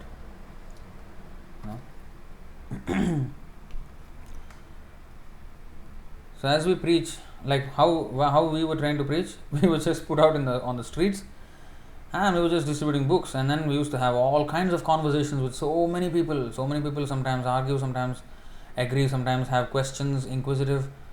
So sometimes we were able to answer, sometimes we were not able to answer, sometimes we lost an argument, sometimes it ended bitterly. All kinds of things happen. So but this is all training, this is all good, because that's how we learn. That's how we learn how to preach. Especially in Singapore, I mean, the way we were trained to preach is we would actually have conversations. Of course, we would also sell books just without having much of a deeper conversation, but we would also have many a time we used to have a little bit deep conversations and actually get to the philosophy and discuss, and then sometimes even argument, sometimes convincing that person, and then he finally agrees to take a book. That kind of a sale is a so satisfying sale, rather than just like a sale which is without much convincing going on. But anyway, book distribution is always good, but by discussing सिद्धांत बोलियो चित्त ना करो आलस, यहाँ होते कृष्ण लागे सुदृढ़ मानस. I think it's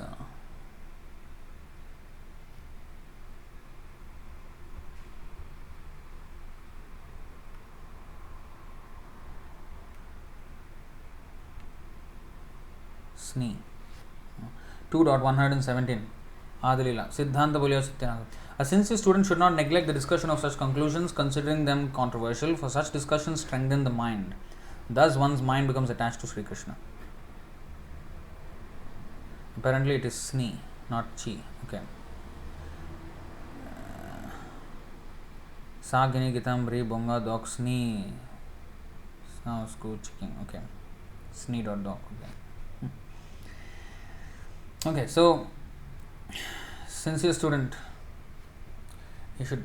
So that's how when we preach, then we will know eventually how to preach, what to say, what not to say first. Sometimes some devotees, especially in the beginning, they will say things which are very very hard, and we should basically the whole purpose of preaching is not to defeat the other person. The whole, or in other way, sometimes it includes defeat, but let me put it this way: the whole purpose of preaching is not to make the other person a loser, but make the other person a winner. Because ultimately he has to become a devotee. That's what we want. We don't want the person to lose and just go away. But sometimes it involves argument. We have to defeat him in order to make him win.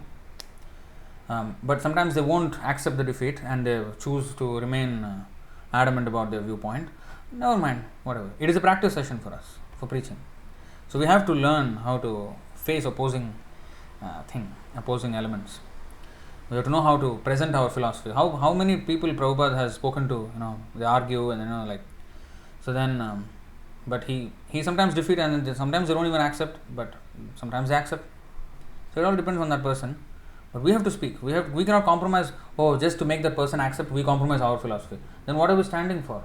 We are not even helping that person. We are not helping ourselves. We are not pleasing Krishna. Nothing. So we have to stand by our philosophy, but sometimes hot, sometimes cold treatment. Both has to be there. We should. That's why, as Jesus also said, Jesus Christ, he said, hate the sin, not the sinner. So we should hate the sin or the misconception that they have, and we have to vehemently oppose that. But we should not hate that person. Ultimately, we want that person to win. So that is preaching. Himanshu, a quick question: how to counter those people who say Ram comes first in Hare Krishna Mahamantra? Yes, actually the mantra was Hare Ram, Ram Ram, Hare Hare, Hare Krishna, Krishna Krishna, Hare Hare. That was a mantra in the Vedas. But then Chaitanya Mahaprabhu, he did this the other way to specify the importance of Krishna.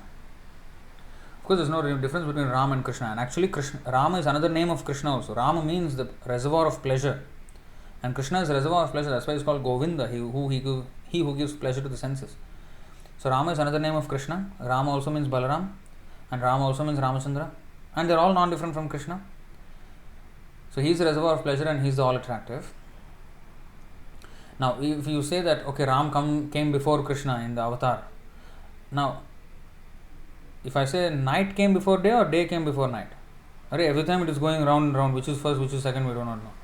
So similarly, Krishna is coming every day of Brahma, Ram is coming, Krishna is coming, Ram is coming, so who is first? So actually, ultimately, Krishna is first. He is the origin. So, Hare Krishna, Hare Krishna. And also there is reference from the Puranas, from the scriptures that, let's take out that part. Rama Rameti Rameti.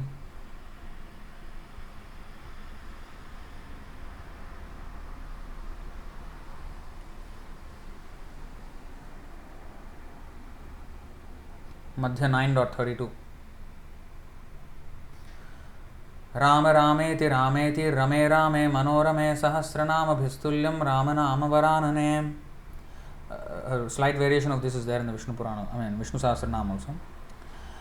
Lord Shiva addresses his wife Durga, O Varanana, I chant the holy name of Rama, Rama, Rama and thus enjoy this beautiful sound. This holy name of Ramchandra is equal to 1000 holy names of Lord Vishnu.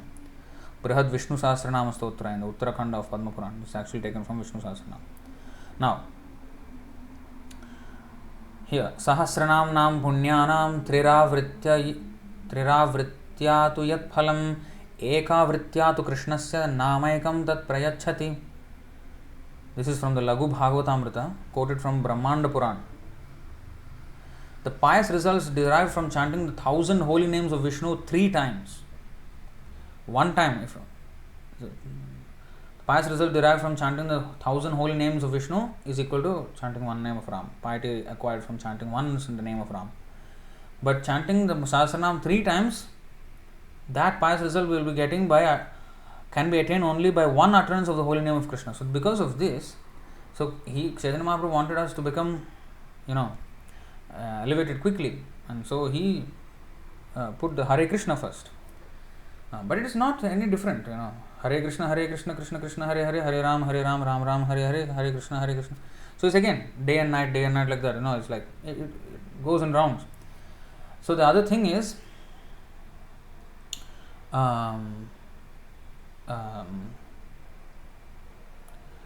I was saying.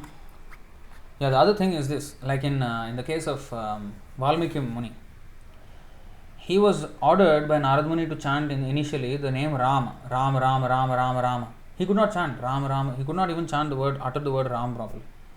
But so he reversed the word. Mara, Mara, Mara, Mara, Mara, Rama, Rama. So all these reasons are there why Hare Krishna comes first. So yeah, this is the Chaitanya flipped it to rid of all the rules and regulations associated with the mantra which is to be followed to reap proper benefit, but since no one can follow anything properly in Kali Yuga, I flipped it. So now there are no hard and fast rules. So, all these reasons.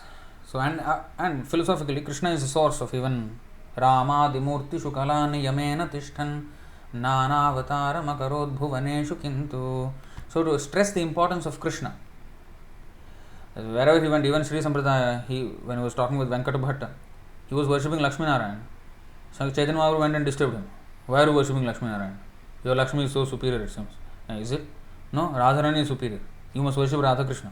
Why are you worshipping Lakshmi Narayan? He went and poked at him. So this is because he wanted to establish always Krishna. In fact, there was Ram Bhakta also, Ramdas. And then Chaitanya Mahaprabhu was trying to convince him to become Krishna Bhakta. But he tried, he could not. He remained Ram Bhakta. Actually, he was incarnation of Hanuman. So, like that, pastimes are there. So, he wanted to always specify the importance of Krishna. Because Krishna is the source of everything. So, he wanted to give the highest, Namo Mahavadanyaya Krishna Prema Pradayate. And all this Madhurya Rasa, and especially Parakiya Madhurya Rasa, is only available with Krishna, nobody else. So, that highest thing he was distributing in this world. And therefore, Krishna, he stressed so much on Krishna. So anyway, whether it's first or last, you chant, at least. Let us argue later whether it's first or last, you chant. Anyway, it will be rotating only.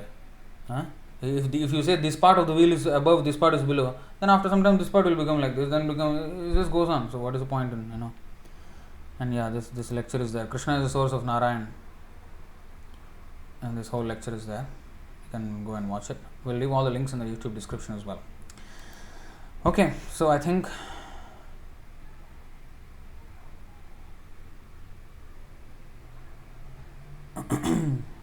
so his original mention has now been distorted. Well, it's not a distortion. It's nothing distortion. Just that it is confidential. Krishna is confidential. Actually, if you see Bhagavad Gita, it is not very easily known. Less like Radharani is very confidential. She is not openly mentioned in many places. Very, very rarely. In fact, some Vaishnava devotees also, they say that Radha is imagination. They think like this because she is so confidential. That does not mean she is not there. And Krishna is also confidential. So here, always think of me, become my devotee, worship me, and offer your homage unto me. Thus you will come to me without fail. I promise you this because you are my very dear friend. And in the previous verse, he says, Sarva guhyatamam bhuyaha. Most confidential thing is remember Krishna. Therefore, in the 1865 purport, he finally, Prabhupada says, these words stress that one should concentrate his mind upon Krishna, the very form with two hands carrying a flute, a bluish boy with a beautiful face and peacock feathers in his hair. There are descriptions of Krishna found in the Brahma Samhita and other literatures. One should fix his mind on this original form of Godhead Krishna. One should not even divert his attention to other forms of the Lord. The Lord has multi forms as Vishnu, Ram, Narayana, Varaha, etc. But a devotee should concentrate his mind on the form that was present before Arjuna. Concentration of the mind on the form of Krishna constitutes the most confidential part of knowledge. And this is disclosed to Arjuna because Arjuna is the most dear friend of Krishna. People can easily relate to Maryada Purushottam Ram, Ekapatni Vrata and all these things. But Krishna doing all these things is not very easily understood. Krishna is not easily understood. Ram can be even sometimes to an extent understood. Krishna and his dealings with Radharani and all this seemingly extramarital affairs with the gopis, these even so-called worshippers of our Sanatana Dharma, they themselves find it odd. So they cannot understand. It's quite confidential. So sometimes we do not know the rahasya, why these are like that, but this is the case. So we will stop it here. It's already very, very late. Thank you very much. Hare Krishna. Bhagavad Gita ki jai, Srila Prabhupada ki jai, Ananta Koti Vaishnava Vrinda ki jai, Nitai Gaur Premanande. Hari Hari Bol, Hare Krishna.